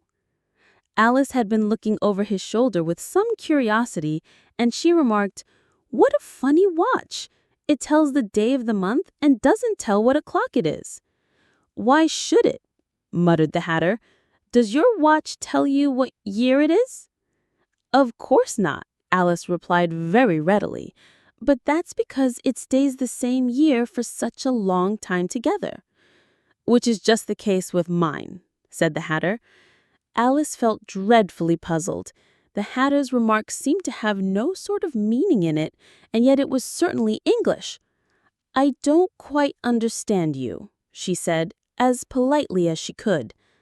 "The Dormouse is asleep again," said the Hatter, and he poured a little hot tea upon its nose.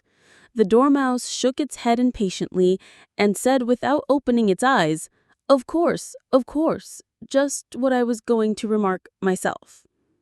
"Have you guessed the riddle yet?" the Hatter said, turning to Alice again. "No, I give it up. What's the answer?" "I haven't the slightest idea," said the Hatter. "Nor I," said the March Hare. Alice sighed wearily. "I think you might do something better with the time," she said, "than waste it in asking riddles that have no answers." "If you knew time as well as I do," said the Hatter, "you wouldn't talk about wasting it. It's him." "I don't know what you mean," said Alice. "Of course you don't," said the Hatter, tossing his head contemptuously. "I dare say you never even spoke to time." "Perhaps not," Alice cautiously replied, "but I know I have to beat time when I learn music." "Ah, that accounts for it," said the Hatter. "He won't stand beating. Now, if you only kept on good terms with him, he'd do almost anything you liked with the clock. For instance, suppose it were 9 o'clock in the morning, just time to begin lessons. You'd only have to whisper a hint to time, and round goes the clock in a twinkling. 1:30, time for dinner." "I only wish it was," the March Hare said to itself in a whisper. "That would be grand, certainly," said Alice thoughtfully, "but then I shouldn't be hungry for it, you know." "Not at first, perhaps," said the Hatter, "but you could keep it to 1:30 as long as you liked." "Is that the way you manage?" Alice asked. The Hatter shook his head mournfully. "Not I," he replied. "We quarreled last March, just before he went mad, you know," pointing with his teaspoon at the March Hare. "It was at the great concert given by the Queen of Hearts, and I had to sing 'Twinkle, twinkle, little bat, how I wonder what you're at.' You know the song, perhaps." "I've heard something like it," said Alice. "It goes on, you know, in this way. Up above the world you fly, like a tea tray in the sky. Twinkle, twinkle." Here the Dormouse shook itself and began singing in its sleep, "Twinkle, twinkle, twinkle, twinkle," and went on so long that they had to pinch it to make it stop. "Well, I'd hardly finished the first verse," said the Hatter, "when the Queen jumped up and bawled out, 'He's mattering the time, off with his head!'" "How dreadfully savage!" exclaimed Alice. "And ever since that," The Hatter went on in a mournful tone. "He won't do a thing I ask. It's always 6 o'clock now." A bright idea came into Alice's head. "Is that the reason so many tea things are put out here?" she asked. "Yes, that's it," said the Hatter with a sigh. "It's always tea time. Then we've no time to wash the things between whiles." "Then you keep moving round, I suppose," said Alice. "Exactly so," said the Hatter, "as the things get used up." "But what happens when you come to the beginning again?"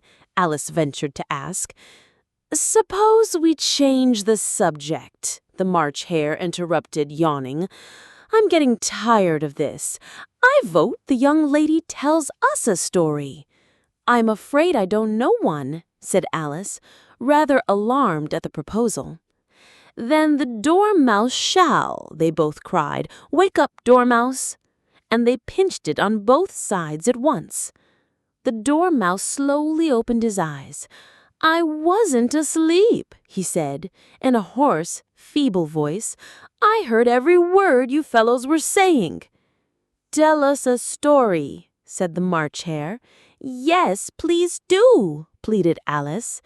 "And be quick about it," added the Hatter, "or you'll be asleep again before it's done." "Once upon a time there were 3 little sisters," the Dormouse began in a great hurry, "and their names were Elsie, Lacie, and Tilly, and they lived at the bottom of a well." "What did they live on?" said Alice, who always took a great interest in questions of eating and drinking. "They lived on treacle," said the Dormouse, after thinking a minute or two. "They couldn't have done that, you know," Alice gently remarked. "They'd have been ill." "So they were," said the Dormouse, "very ill." Alice tried to fancy herself what such an extraordinary way of living would be like, but it puzzled her too much, so she went on. "But why did they live at the bottom of a well?" "Take some more tea," the March Hare said to Alice, very earnestly. "I've had nothing yet," Alice replied in an offended tone, "so I can't take more." "You mean you can't take less," said the Hatter. "It's very easy to take more than nothing." "Nobody asked your opinion," said Alice. "Who's making personal remarks now?" the Hatter asked triumphantly. Alice did not quite know what to say to this, so she helped herself to some tea and bread and butter, and then turned to the Dormouse and repeated her question. Why did they live at the bottom of a well? The Dormouse again took a minute or two to think about it, and then said, "It was a treacle well." "There's no such thing," Alice was beginning, very angrily, but the Hatter and the March Hare went shh, shh, and the Dormouse sulkily remarked, "If you can't be civil, you better finish the story for yourself." "No, please go on," Alice said very humbly. "I won't interrupt again. I dare say there may be one." "One, indeed," said the Dormouse indignantly. However, he consented to go on. "And so these 3 little sisters, they were learning to draw, you know." "What did they draw?" said Alice, quite forgetting her promise. "Treacle," said the Dormouse, without considering it all this time. "I want a clean cup," interrupted the Hatter. "Let's all move one place on." He moved on as he spoke, and the Dormouse followed him. The March Hare moved into the Dormouse's place, and Alice rather unwillingly took the place of the March Hare. The Hatter was the only one who got any advantage from the change, and Alice was a good deal worse off than before, as the March Hare had just upset the milk jug into his plate. Alice did not wish to offend the Dormouse again, so she began very cautiously. "But I don't understand. Where did they draw the treacle from?" "You can draw water out of a water well," said the Hatter, "so I should think you could draw a treacle out of a treacle well. Eh, stupid?" "But they were in the well," said Alice, not choosing to notice this last remark. "Of course they were," said the Dormouse. "Well, in." This answer so confused poor Alice that she let the Dormouse go on for some time without interrupting it. "They were learning to draw," the Dormouse went on, yawning and rubbing its eyes, for it was getting very sleepy. "And they drew all manner of things, everything that begins with an M." "Why with an M?" said Alice. "Why not?" said the March Hare. Alice was silent. The Dormouse had closed its eyes by this time and was going off into a doze, but on being pinched by the Hatter, it woke up again with a little shriek and went on, "That begins with an M, such as mousetraps and the moon and memory and muchness. You know, you say things are much of a muchness. Did you ever see such a thing as a drawing of a muchness?" "Really, now you ask me," said Alice, very much confused. "I don't think." "Then you shouldn't talk," said the Hatter. This piece of rudeness was more than Alice could bear. She got up in great disgust and walked off. The Dormouse fell asleep instantly, and neither of the others took the least notice of her going, though she looked back once or twice, half hoping that they would call after her. The last time she saw them, they were trying to put the Dormouse into the teapot. "At any rate, I'll never go there again," said Alice, as she picked her way through the wood. "It's the stupidest tea party I ever was at in all my life." Just as she said this, she noticed that one of the trees had a door leading right into it. "That's very curious," she thought, "but everything's curious today. I think I may as well go in at once." And in she went. Once more she found herself in the long hall and close to the little glass table. "Now I'll manage better this time," she said to herself, and began by taking the little golden key and unlocking the door that led into the garden. Then she went to work nibbling at the mushroom, which she had kept a piece of in her pocket, till she was about a foot high.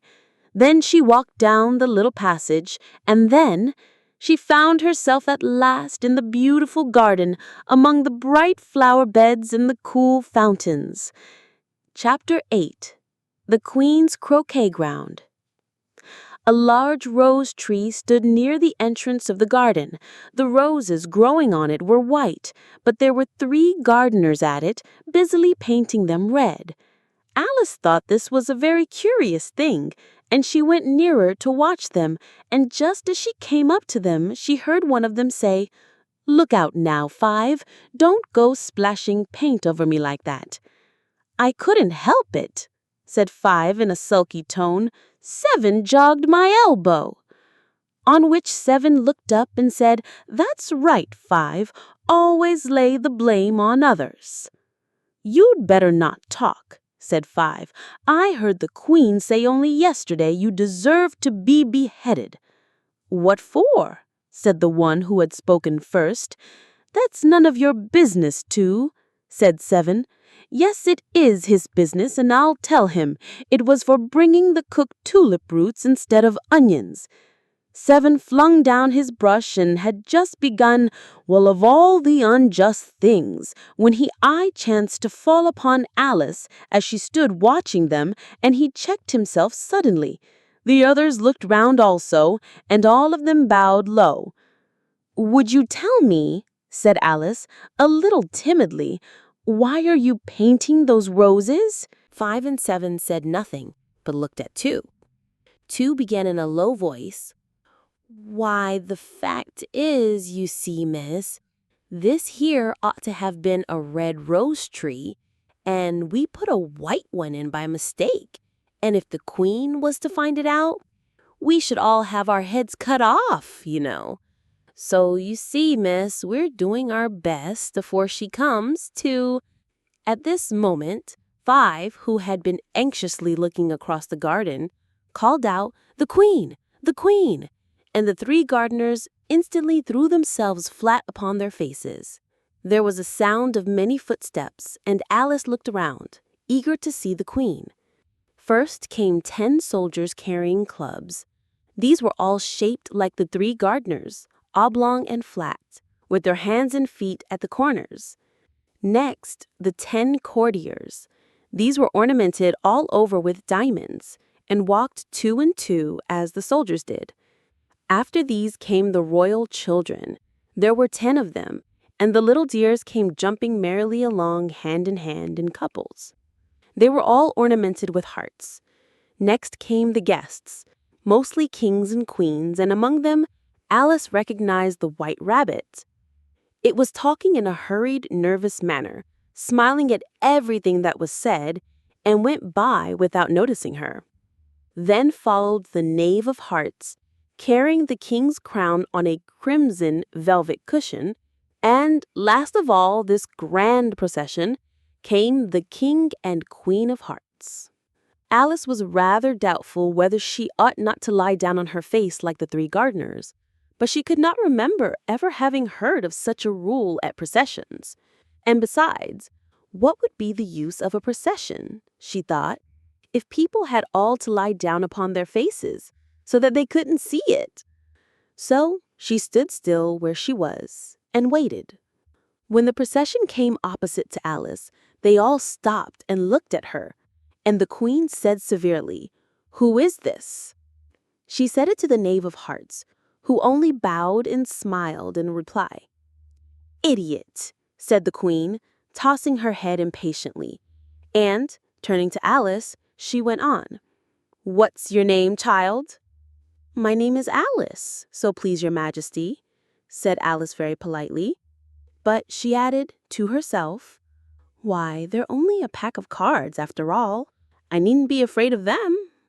"And who are these?" said the queen, pointing to the 3 gardeners who were lying round the rose tree. For you see, as they were lying on their faces and the pattern on their backs was the same as the rest of the pack, she could not tell whether they were gardeners or soldiers or courtiers or 3 of her own children. "How should I know?" said Alice, surprised at her own courage. "It's no business of mine."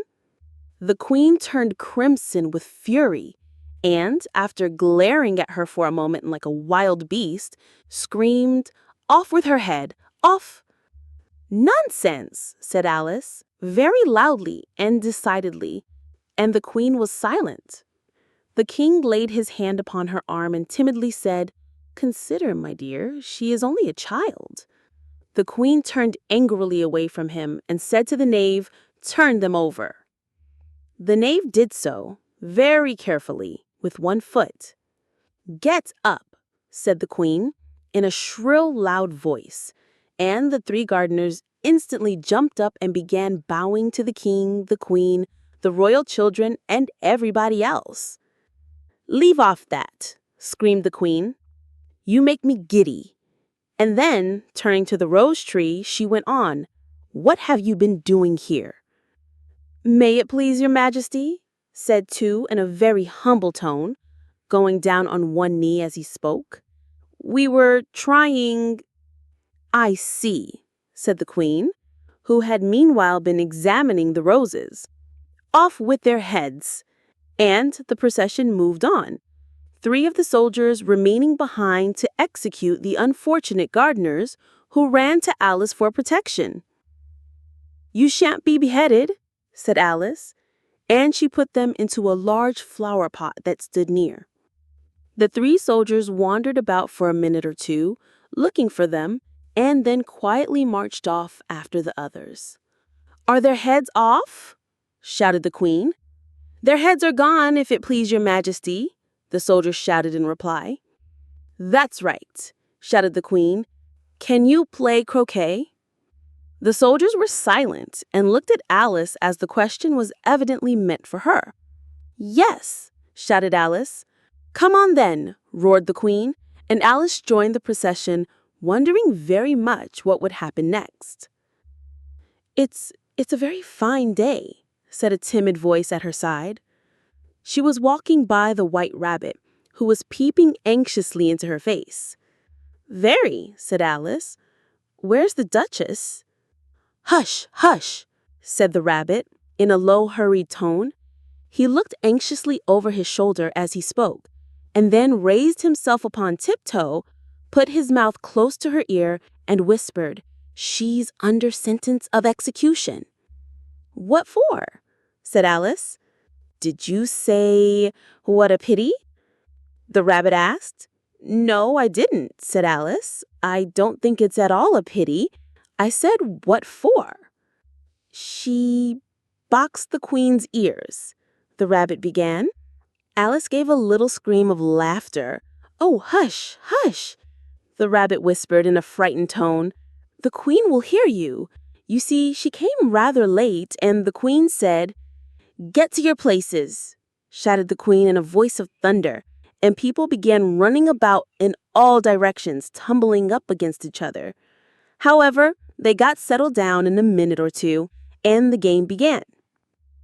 Alice thought she had never seen such a curious croquet ground in her life. It was all ridges and furrows.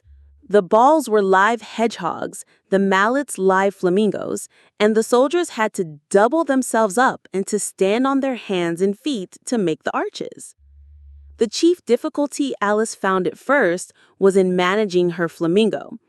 She succeeded in getting its body tucked away comfortably enough under her arm, with its legs hanging down, but generally, just as she had got its neck nicely straightened out and was going to give the hedgehog a blow with its head, it would twist itself around and look up in her face with such a puzzled expression that she could not help bursting out laughing. And when she had got its head down and was going to begin again, it was very provoking to find that the hedgehog had unrolled itself and was in the act of crawling away. Besides all this, there was generally a ridge or furrow in the way wherever she wanted to send the hedgehog to. And as the doubled-up soldiers were always getting up and walking off to other parts of the ground, Alice soon came to the conclusion that it was a very difficult game indeed. The players all played at once without waiting for turns, quarreling all the while and fighting for the hedgehogs. And in a very short time, the queen was in a furious passion and went stamping about and shouting, "Off with his head," or "Off with her head," about once in a minute. Alice began to feel very uneasy. To be sure, she had not as yet had any dispute with the queen, but she knew that it might happen any minute. And then she thought, what would become of me? They're dreadfully fond of beheading people here. The great wonder is that there's anyone left alive. She was looking about for some way of escape and wondering whether she could get away without being seen when she noticed a curious appearance in the air. It puzzled her very much at first, but after watching it for a minute or two, she made it out to be a grin. And she said to herself, "It's the Cheshire Cat. Now I shall have somebody to talk to." "How are you getting on?" said the cat, as soon as there was mouth enough for it to speak with. Alice waited till the eyes appeared and then nodded. "It's no use speaking to it," she thought, "till its ears have come, or at least one of them." In another minute, the whole head appeared, and then Alice put down her flamingo and began an account of the game, feeling very glad she had someone to listen to her. The cat seemed to think that there was enough of it now in sight, and no more of it appeared. "I don't think they play at all fairly," Alice began, in rather a complaining tone. "And they all quarrel so dreadfully one can't hear oneself speak, and they don't seem to have any rules in particular. At least, if there are, nobody attends to them. And you've no idea how confusing it is, all the things being alive. For instance, there's the arch I've got to go through next, walking about at the other end of the ground. And I should have croqueted the queen's hedgehog just now, only it ran away when it saw mine coming." "How do you like the queen?" said the cat in a low voice. "Not at all," said Alice. "She's so extremely—" Just then she noticed that the queen was close behind her, listening, so she went on, "Likely to win that it's hardly worth while finishing the game." The queen smiled and passed on. "Who are you talking to?" said the king, going up to Alice and looking at the cat's head with great curiosity. "It's a friend of mine, a Cheshire cat," said Alice. "Allow me to introduce it." "I don't like the look of it at all," said the king. "However, it may kiss my hand if it likes." "I'd rather not," the cat remarked. "Don't be impertinent," said the king, "and don't look at me like that." He got behind Alice as he spoke. "A cat may look at a king," said Alice. "I've read that in some book, but I don't remember where." "Well, it must be removed," said the king very decidedly, and he called the queen, who was passing at the moment. "My dear, I wish you would have this cat removed." The queen had only one way of settling all difficulties, great or small. "Off with his head," she said, without even looking round. "I'll fetch the executioner myself," said the king eagerly, and he hurried off.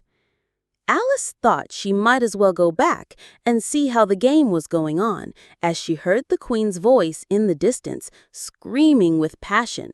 She had already heard her sentence 3 of the players to be executed for having missed their turns, and she did not like the look of things at all, as the game was in such confusion that she never knew whether it was her turn or not. So she went in search of her hedgehog. The hedgehog was engaged in a fight with another hedgehog, which seemed to Alice an excellent opportunity for croqueting one of them with the other. The only difficulty was that her flamingo was gone across to the other side of the garden, where Alice could see it trying in a helpless sort of way to fly up into a tree. By the time she had caught the flamingo and brought it back, the fight was over and both the hedgehogs were out of sight. But it doesn't matter much, thought Alice, as all the arches are gone from this side of the ground. So she tucked it away under her arm that it might not escape again and went back for a little more conversation with her friend. When she got back to the Cheshire Cat, she was surprised to find quite a large crowd collected around it. There was a dispute going on between the executioner, the king, and the queen, who were all talking at once, while all the rest were quite silent and looked very uncomfortable. The moment Alice appeared, she was appealed to by all 3 to settle the question, and they repeated their arguments to her, though as they all spoke at once, she found it very hard indeed to make out exactly what they said. The executioner's argument was that you couldn't cut off a head unless there was a body to cut it off from, that he had never had to do such a thing before, and he wasn't going to begin it at his time of life. The king's argument was that anything that had a head could be beheaded, and that you weren't to talk nonsense. The queen's argument was that if something wasn't done about it in less than no time, she'd have everybody executed all around. It was this last remark that had made the whole party look so grave and anxious. Alice could think of nothing else to say but, "It belongs to the Duchess. You'd better ask her about it." "She's in prison," the queen said to the executioner. "Fetch her here." And the executioner went off like an arrow. The cat's head began fading away the moment he was gone, and by the time he had come back with the Duchess, it had entirely disappeared. So the king and the executioner ran wildly up and down looking for it, while the rest of the party went back to the game. Chapter 9. The Mock Turtle Story. "You can't think how glad I am to see you again, you dear old thing," said the Duchess, as she tucked her arm affectionately into Alice's and they walked off together. Alice was very glad to find her in such a pleasant temper, and thought to herself that perhaps it was only the pepper that had made her so savage when they met in the kitchen. "When I'm a duchess," she said to herself, not in a very hopeful tone though, "I won't have any pepper in my kitchen at all. Soup does very well without. Maybe it's always pepper that makes people hot-tempered," she went on, very much pleased at having found out a new kind of rule, and vinegar that makes them sour, and chamomile that makes them bitter, and barley sugar and such things that make children sweet-tempered. I only wish people knew that. Then they wouldn't be so stingy about it, you know." She had quite forgotten the Duchess by this time and was a little startled when she heard her voice close to her ear. "You're thinking about something, my dear, and that makes you forget to talk. I can't tell you just now what the moral of that is, but I shall remember it in a bit." "Perhaps it hasn't one," Alice ventured to remark. "Tut, tut, child," said the Duchess. "Everything's got a moral, if only you can find it," and she squeezed herself up closer to Alice's side as she spoke. Alice did not much like keeping so close to her. First, because the Duchess was very ugly, and second, because she was exactly the right height to rest her chin upon Alice's shoulder, and it was an uncomfortably sharp chin. However, she did not like to be rude, so she bore it as well as she could. "The game's going on rather better now," she said, by way of keeping up the conversation a little. "'Tis so," said the Duchess, "and the moral of that is, 'Oh, 'tis love that makes the world go round.'" "Somebody said," Alice whispered, "that it's done by everybody minding their own business." "Ah, well, it means much the same thing," said the Duchess, digging her sharp little chin into Alice's shoulder as she added, "and the moral of that is, take care of the sense, and the sounds will take care of themselves." "How fond she is of finding morals in things," Alice thought to herself. "I dare say you're wondering why I don't put my arm round your waist," the Duchess said after a pause. "The reason is that I'm doubtful about the temper of your flamingo. Shall I try the experiment?" "He might bite," Alice cautiously replied, not feeling at all anxious to have the experiment tried. "Very true," said the Duchess. "Flamingos and mustard both bite. And the moral of that is, birds of a feather flock together." "Only mustard isn't a bird," Alice remarked. "Right as usual," said the Duchess. "What a clear way you have of putting things." "It's a mineral, I think," said Alice. "Of course it is," said the Duchess, who seemed ready to agree to everything that Alice said. "There's a large mustard mine near here, and the moral of that is, the more there is of mine, the less there is of yours." "Oh, I know," exclaimed Alice, who had not attended to this last remark. "It's a vegetable. It doesn't look like one, but it is."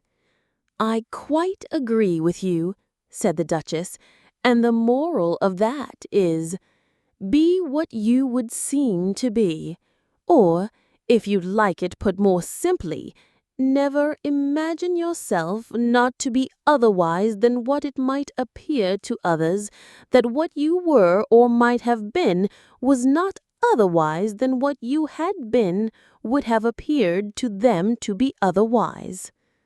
"I think I should understand that better," Alice said very politely, "if I had it written down, but I can't quite follow it as you say it."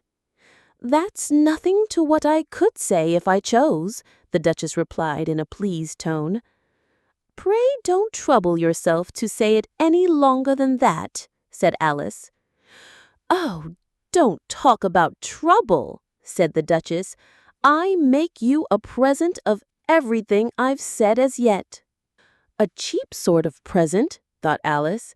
"I'm glad they don't give birthday presents like that," but she did not venture to say it out loud. "Thinking again?" the Duchess asked, with another dig of her sharp little chin. "I've had a right to think," said Alice sharply, for she was beginning to feel a little worried. "Just about as much right as pigs have to fly, and the—" But here, to Alice's great surprise, The Duchess's voice died away, even in the middle of her favorite word, moral, and the arm that was linked into hers began to tremble. Alice looked up, and there stood the Queen in front of them, with her arms folded, frowning like a thunderstorm. "A fine day, Your Majesty," the Duchess began in a low, weak voice. "Now I give you fair warning," shouted the Queen, stamping on the ground as she spoke. "Either you or your head must be off, and that in about half no time. Take your choice." The Duchess took her choice and was gone in a moment. "Let's go on with the game," the Queen said to Alice, and Alice was too much frightened to say a word, but slowly followed her back to the croquet-ground. The other guests had taken advantage of the Queen's absence and were resting in the shade. However, the moment they saw her, they hurried back to the game, the Queen merely remarking that a moment's delay would cost them their lives. All the time they were playing, the Queen never left off quarreling with the other players and shouting, "Off with his head," or "Off with her head." Those whom she sentenced were taken into custody by the soldiers, who, of course, had to leave off being arches to do this, so that by the end of half an hour or so, there were no arches left, and all the players, except the King, the Queen, and Alice, were in custody and under sentence of execution.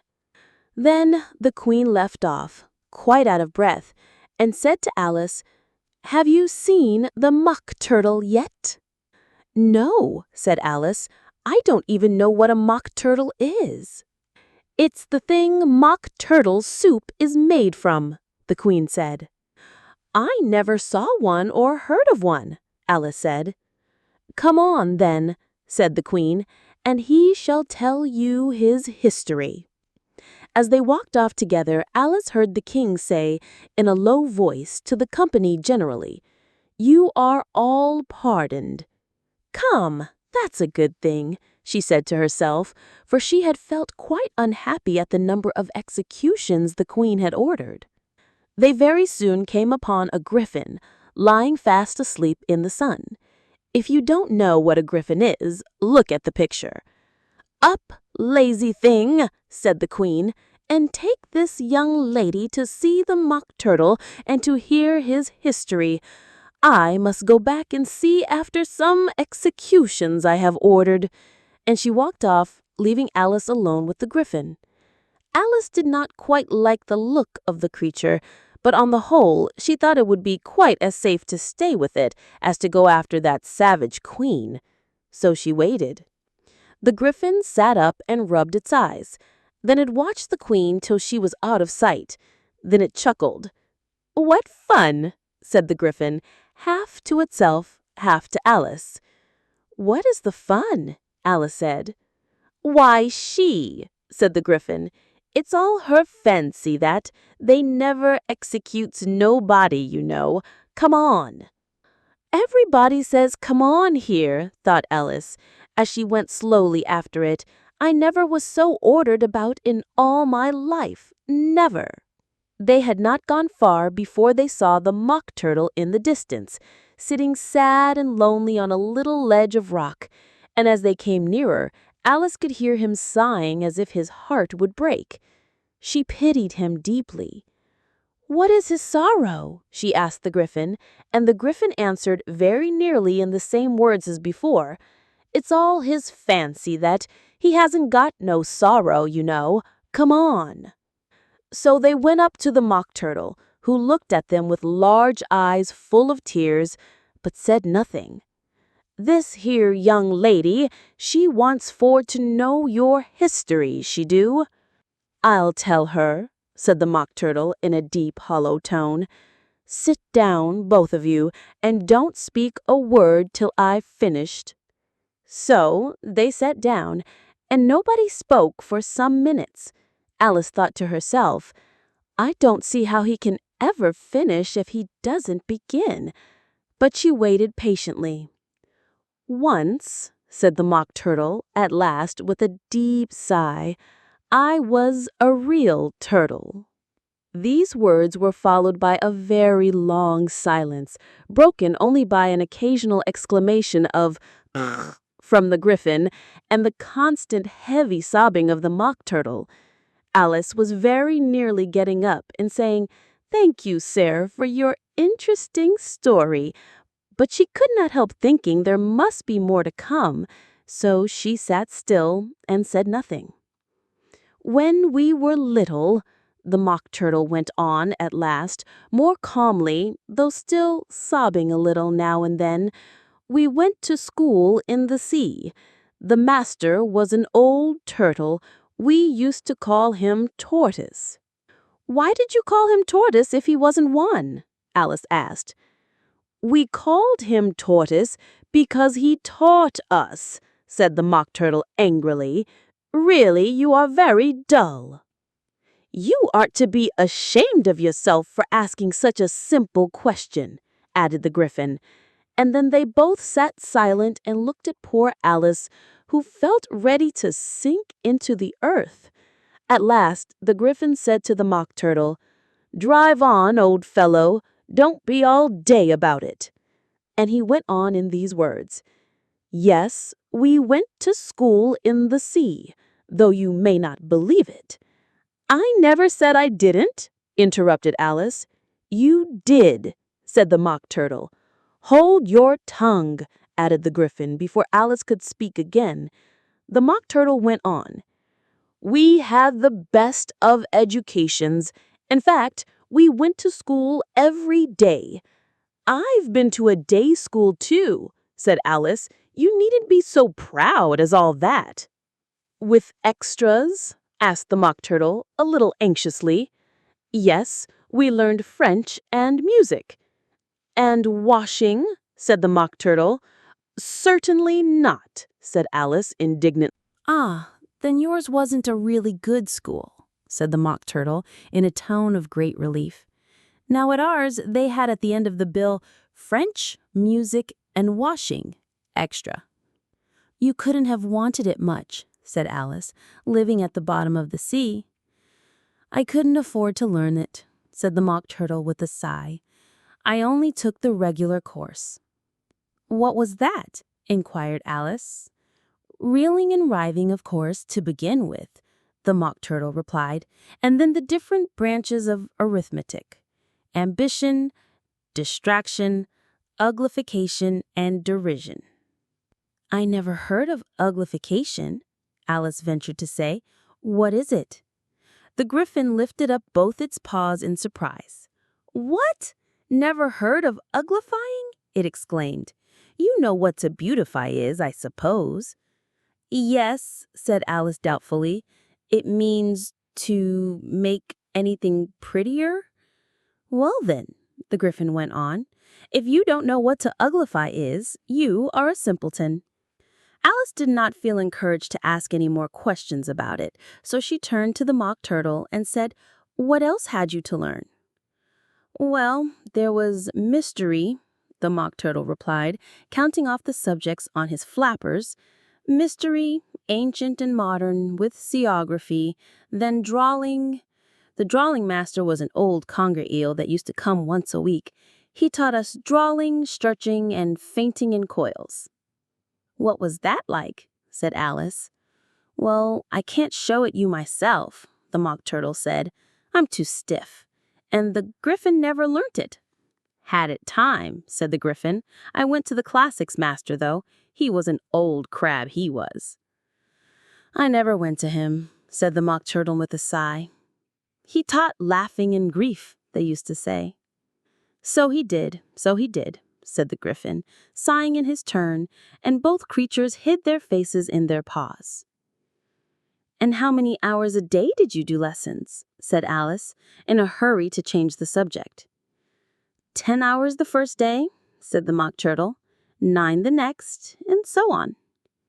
"What a curious plan!" exclaimed Alice.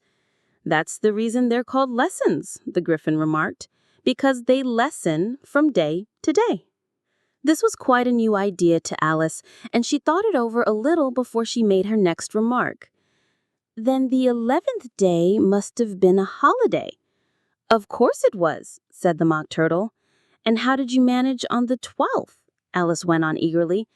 That's enough about lessons, the Gryphon interrupted in a very decided tone. Tell her something about the games now. Chapter 10. The Lobster Quadrille. The Mock Turtle sighed deeply and drew the back of one flapper across his eyes. He looked at Alice and tried to speak, but for a minute or two sobs choked his voice. Same as if he had a bone in his throat, said the Gryphon, and it set to work shaking him and punching him in the back. At last the Mock Turtle recovered his voice, and with tears running down his cheeks, he went on again. You may not have lived much under the sea. I haven't, said Alice. And perhaps you were never even introduced to a lobster. I once tasted, but checked herself hastily and said, No, never. So you can have no idea what a delightful thing a lobster quadrille is. No, indeed, said Alice. What sort of a dance is it? Why, said the Gryphon, you first form into a line along the seashore. 2 lines, cried the Mock Turtle. Seals, turtles, salmon, and so on. Then, when you've cleared all the jellyfish out of the way— That generally takes some time, interrupted the Gryphon. You advance twice, each with the lobster as a partner, cried the Gryphon. Of course, said the Mock Turtle. Advance twice, set to partners. Change lobsters and retire in the same order, continued the Gryphon. Then you know, said the Mock Turtle, you throw the lobsters, shouted the Gryphon, with a bound into the air. As far out to sea as you can. Swim after them, screamed the Gryphon. Turn a somersault in the sea, cried the Mock Turtle, capering wildly about. Change lobsters again, yelled the Gryphon at the top of his voice. Back to land again, and that's all the first figure, said the Mock Turtle, suddenly dropping his voice. And the 2 creatures, who had been jumping about like mad things all this time, sat down again very sadly and quietly and looked at Alice. It must be a very pretty dance, said Alice timidly. Would you like to see a little of it? Said the Mock Turtle. Very much indeed, said Alice. Come, let's try the first figure, said the Mock Turtle to the Gryphon. We can do without lobsters, you know. Which shall sing? Oh, you sing, said the Gryphon. I've forgotten the words. So they began solemnly dancing round and round Alice, every now and then treading on her toes when they passed too close, and waving their forepaws to mark the time, while the Mock Turtle sang this, very slowly and sadly. Will you walk a little faster? Said a whiting to a snail. There's a porpoise close behind us, and he's treading on my tail. See how eagerly the lobsters and the turtles all advance. They're waiting on the shingle. Will you come and join the dance? Will you, won't you, will you, won't you, will you join the dance? Will you, won't you, won't you join the dance? You can really have no notion how delightful it will be when they take us up and throw us with the lobsters out to sea. But the snail replied, too far, and gave a look askance. Said he thanked the whiting kindly, but he would not join the dance. Would not, could not, would not, could not, would not join the dance. Would not, could not, would not, could not, would not join the dance. What matters it how far we go? His scaly friend replied. There's another shore, you know, upon the other side. The further off from England, the nearer is to France. Then turn not pale, beloved snail, but come and join the dance. Will you, won't you, will you, won't you, will you join the dance? Will you, won't you, won't you join the dance? Thank you. It's a very interesting dance to watch, said Alice, feeling very glad that it was over at last. And I do so like that curious song about the whiting. Oh, as to the whiting, you've seen them, of course. Yes, said Alice, I've often seen them at dinner. She checked herself hastily. I don't know where din may be, said the Mock Turtle, but if you've seen them so often, of course you know what they're like. I believe so, Alice replied thoughtfully. They have their tails in their mouths, and they're all over crumbs." "You're wrong about the crumbs," said the Mock Turtle. "Crumbs would all wash off in the sea. But they have their tails in their mouths, and the reason is—" Here, the Mock Turtle yawned and shut his eyes. "Tell her about the reason and all that." "The reason is," said the Griffin, "that they would go with the lobsters to the dance. So they got thrown out to sea. So they had to fall a long way. So they got their tails fast in their mouths. So they couldn't get them out again. That's all." "Thank you. It's a very interesting dance to see. I'm not going to join the dance, yet I? Am I? I never knew so much about a whiting before." "I can tell you more than that if you like," said the Griffin. "Do you know why it's called a whiting?" "I never thought about it." "Why?" "It does the boots and shoes," the Griffin replied very solemnly. Alice was thoroughly puzzled. "Does the boots and shoes?" she repeated in a wondering tone. "Why, what are your shoes done with?" said the Griffin. "I mean, what makes them so shiny?" Alice looked down at them and considered a little before she gave her answer. "They're done with blacking, I believe." "Boots and shoes under the sea," the Griffin went on in a deep voice, "are done with the whiting. Now you know." "And what are they made of?" Alice asked in a tone of great curiosity. "Soles and eels, of course," the Griffin replied rather impatiently. "Any shrimp could have told you that."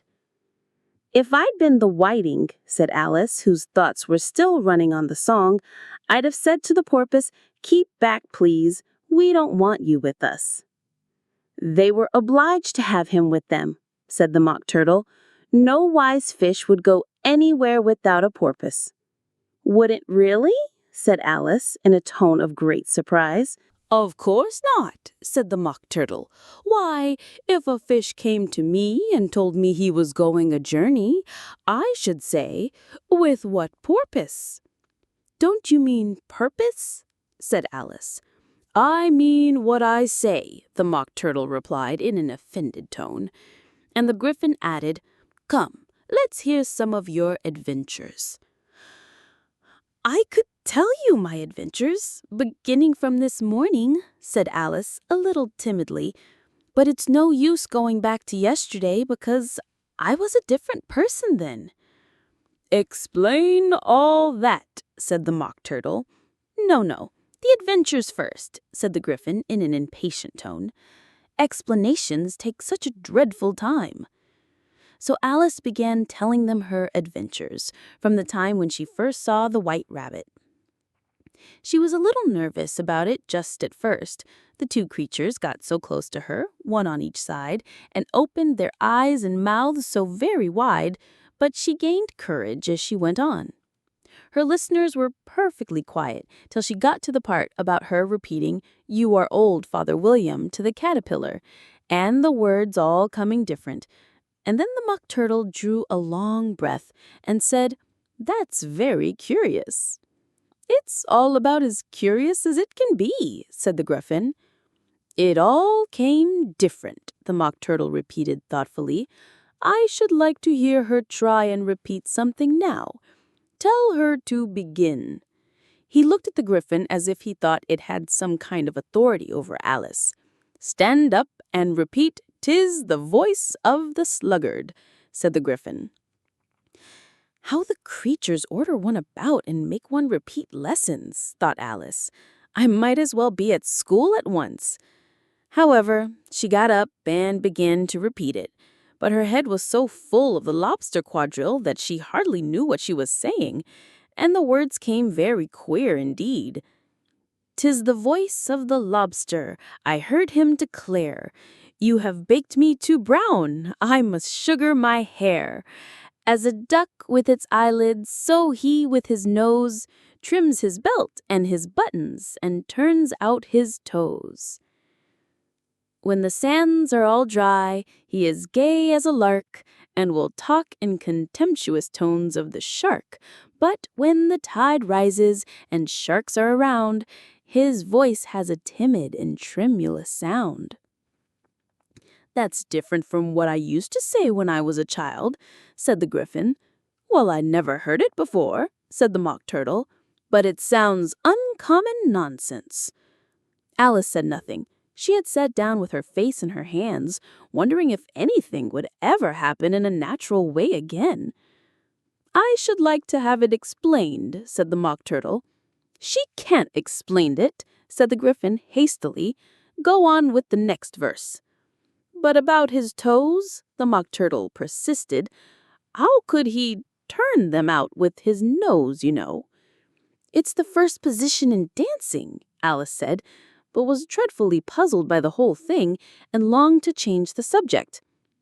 "Go on with the next verse," the Gryphon repeated impatiently.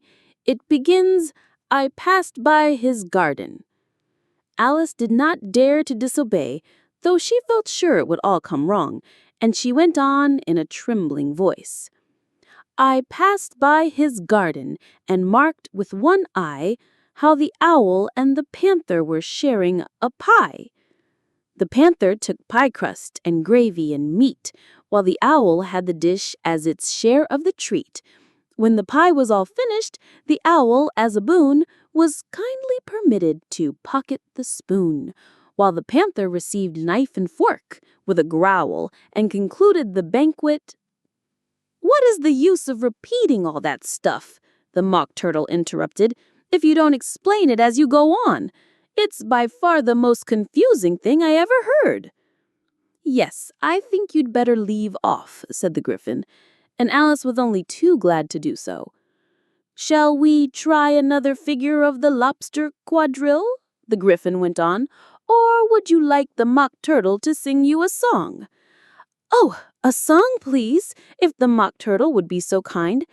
So the Gryphon said in a rather offended tone, "No accounting for tastes. Sing her turtle soup, will you, old fellow?"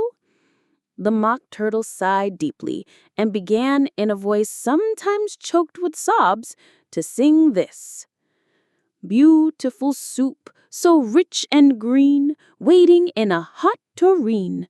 Who for such dainties would not stoop? Soup of the evening, beautiful soup.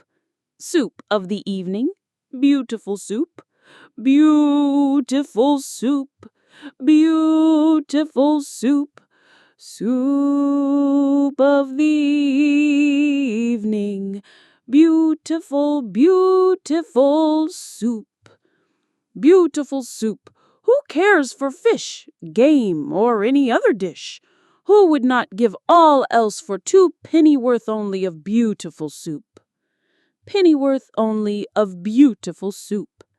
Beautiful soup, beautiful soup. Soup of the evening, beautiful, beautiful soup.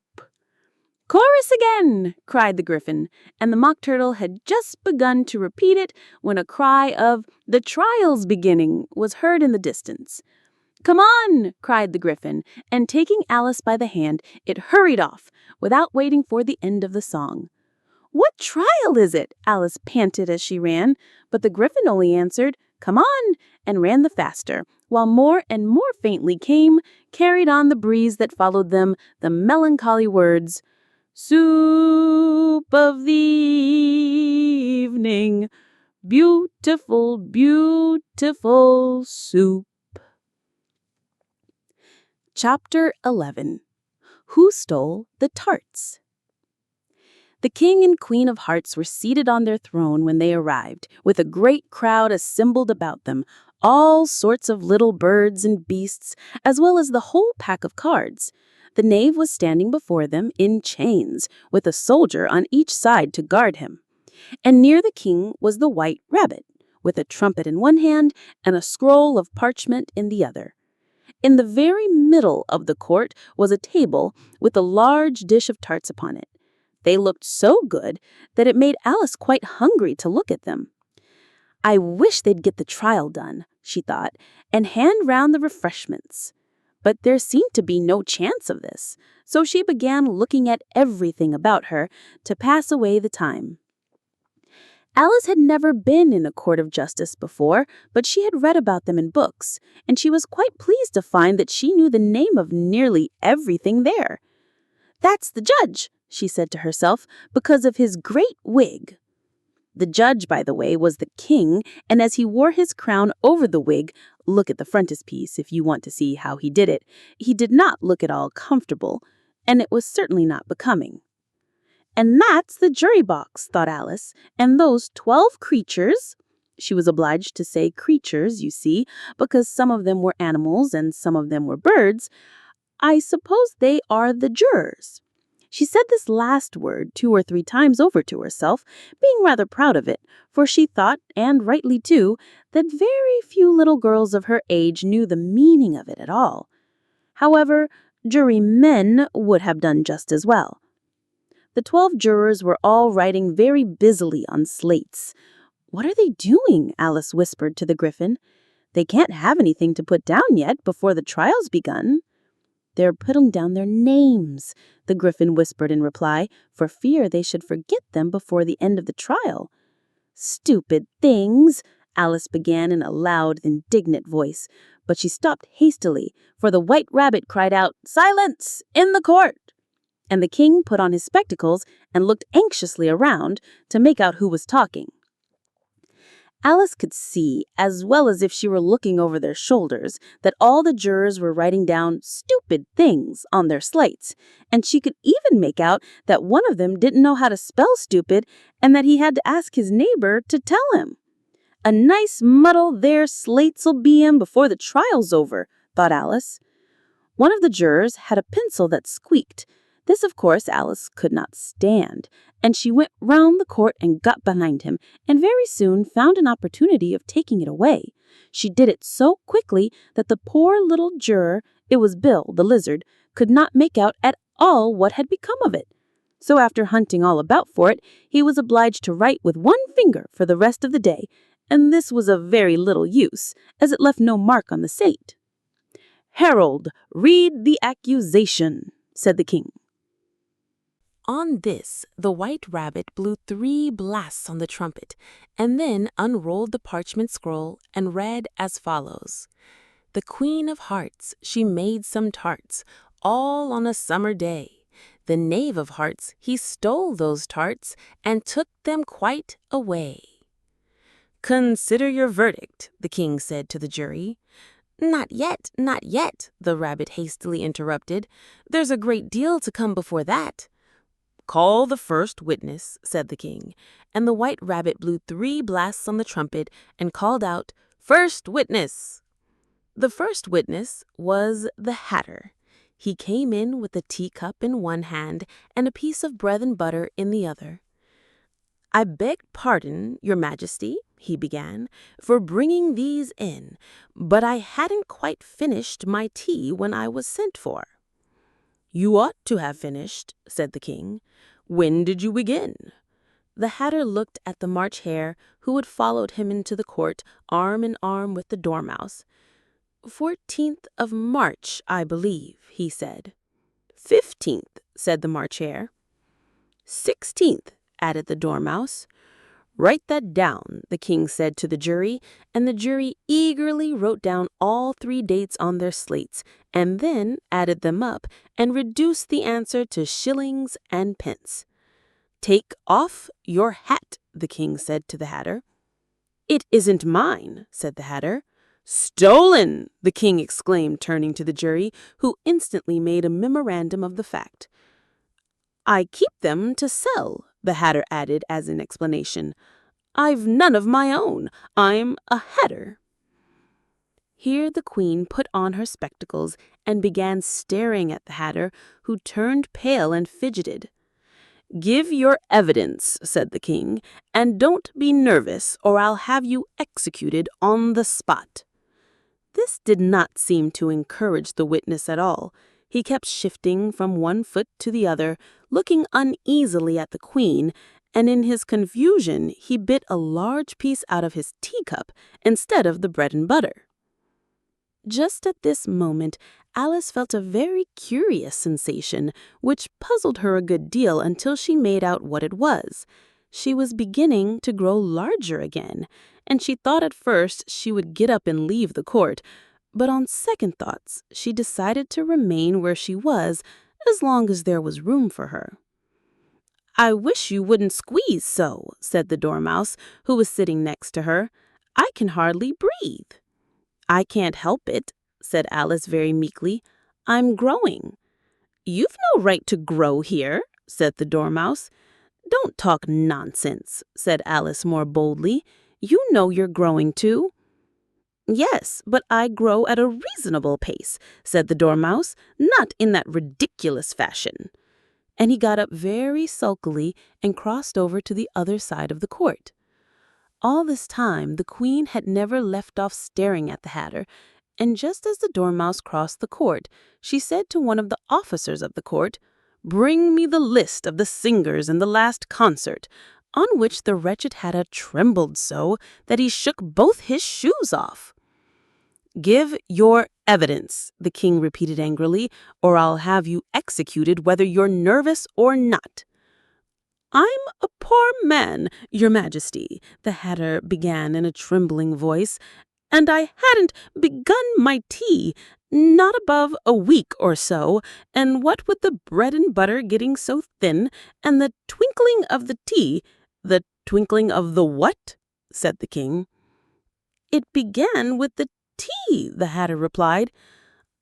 "Of course, twinkling begins with the tea," said the king sharply. "Do you take me for a dunce? Go on." "I'm a poor man," the Hatter went on, "and most things twinkled after that, only the March Hare said—" "I didn't," the March Hare interrupted in a great hurry. "You did," said the Hatter. "I deny it," said the March Hare. "He denies it," said the king. "Leave that part out."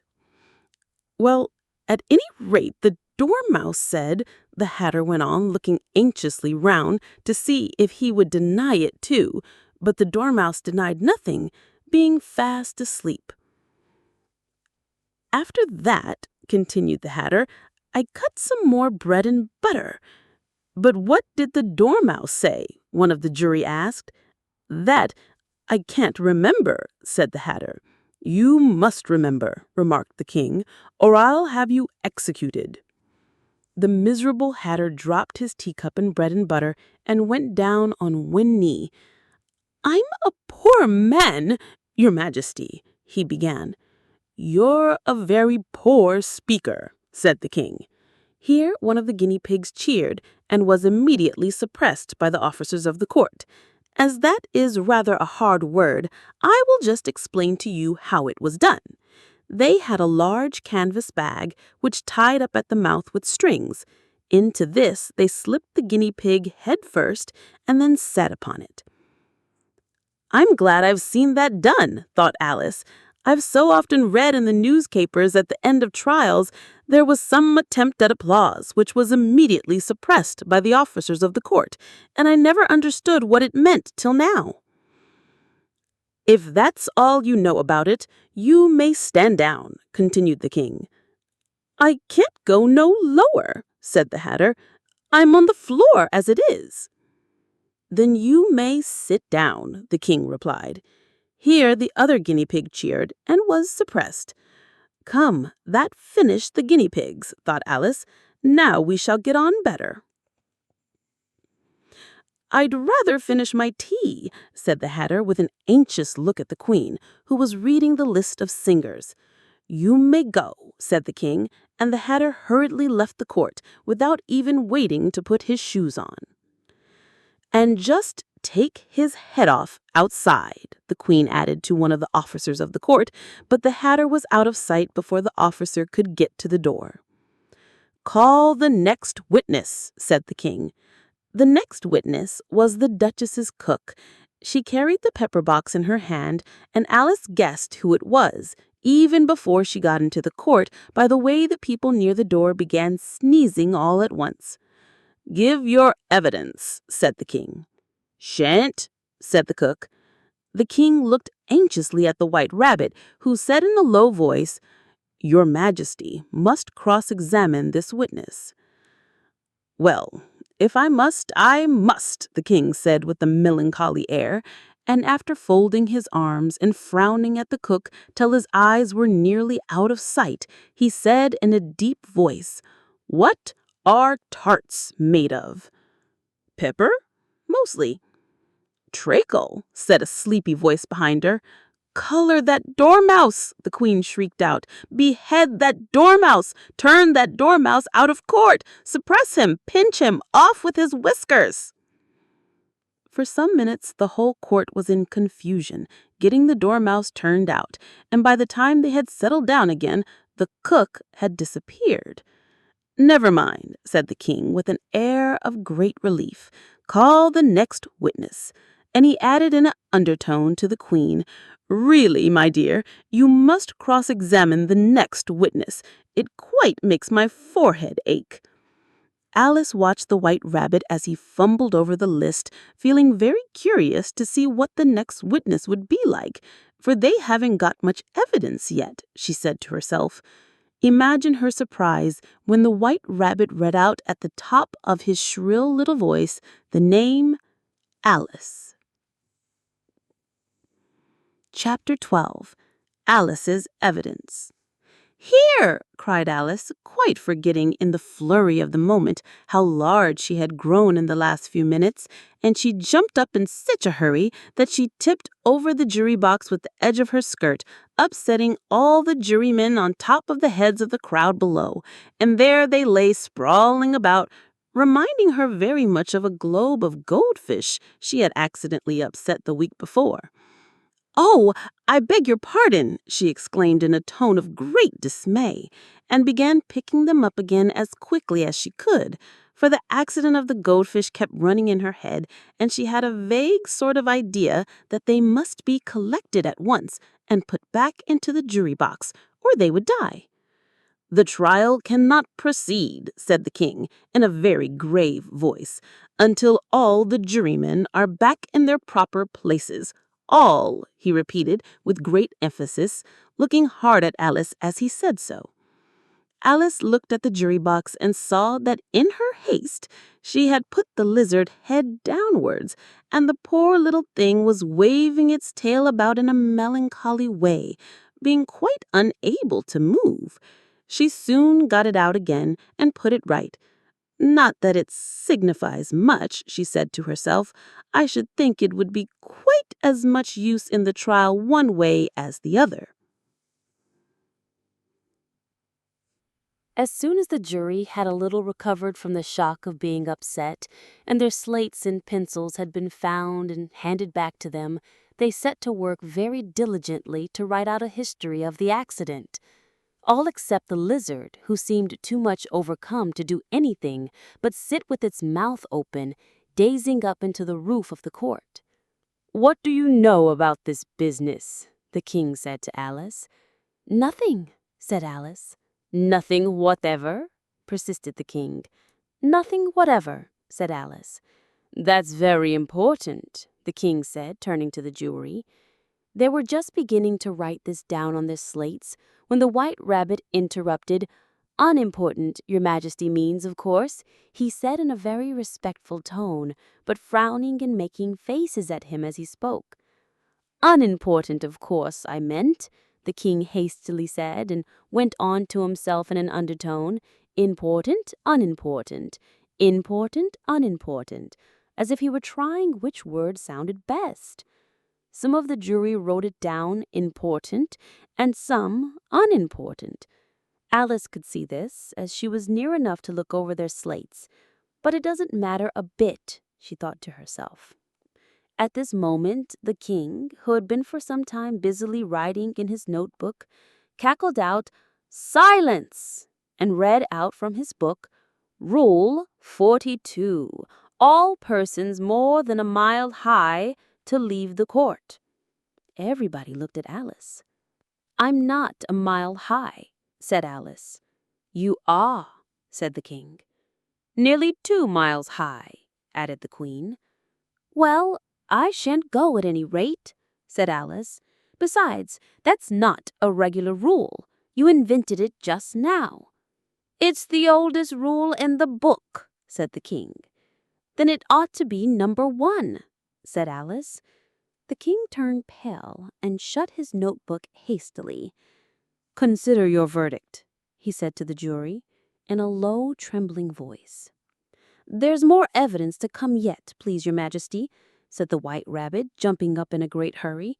This paper has just been picked up. What's in it?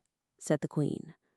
I haven't opened it yet, said the White Rabbit, but it seems to be a letter written by the prisoner to somebody. It must have been that, said the king, unless it was written to nobody, which isn't usual, you know. Who was it directed to? Said one of the jurymen. It isn't directed at all, said the White Rabbit. In fact, there's nothing written on the outside. He unfolded the paper as he spoke and added, It isn't a letter after all, it's a set of verses. Are they in the prisoner's handwriting? Asked another of the jurymen. No, they're not, said the White Rabbit, and that's the queerest thing about it. The jury all looked puzzled. He must have imitated somebody else's hand, said the king. The jury all brightened up again. Please your majesty, said the knave, I didn't write it, and they can't prove I did. There's no name signed at the end. If you didn't sign it, that only makes the matter worse. You must have meant some mischief, or else you'd have signed your name like an honest man. There was a general clapping of hands at this. It was the first really clever thing the king had said that day. That proves his guilt, said the queen.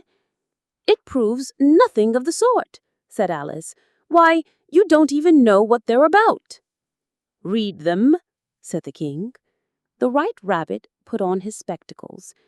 Where shall I begin, please your majesty? He asked. Begin at the beginning, the king said gravely, and go on till you come to the end, then stop. These were the verses the White Rabbit read. They told me you had been to her and mentioned me to him. She gave me a good character, but said I could not swim. He sent them word I had not gone. We know it to be true.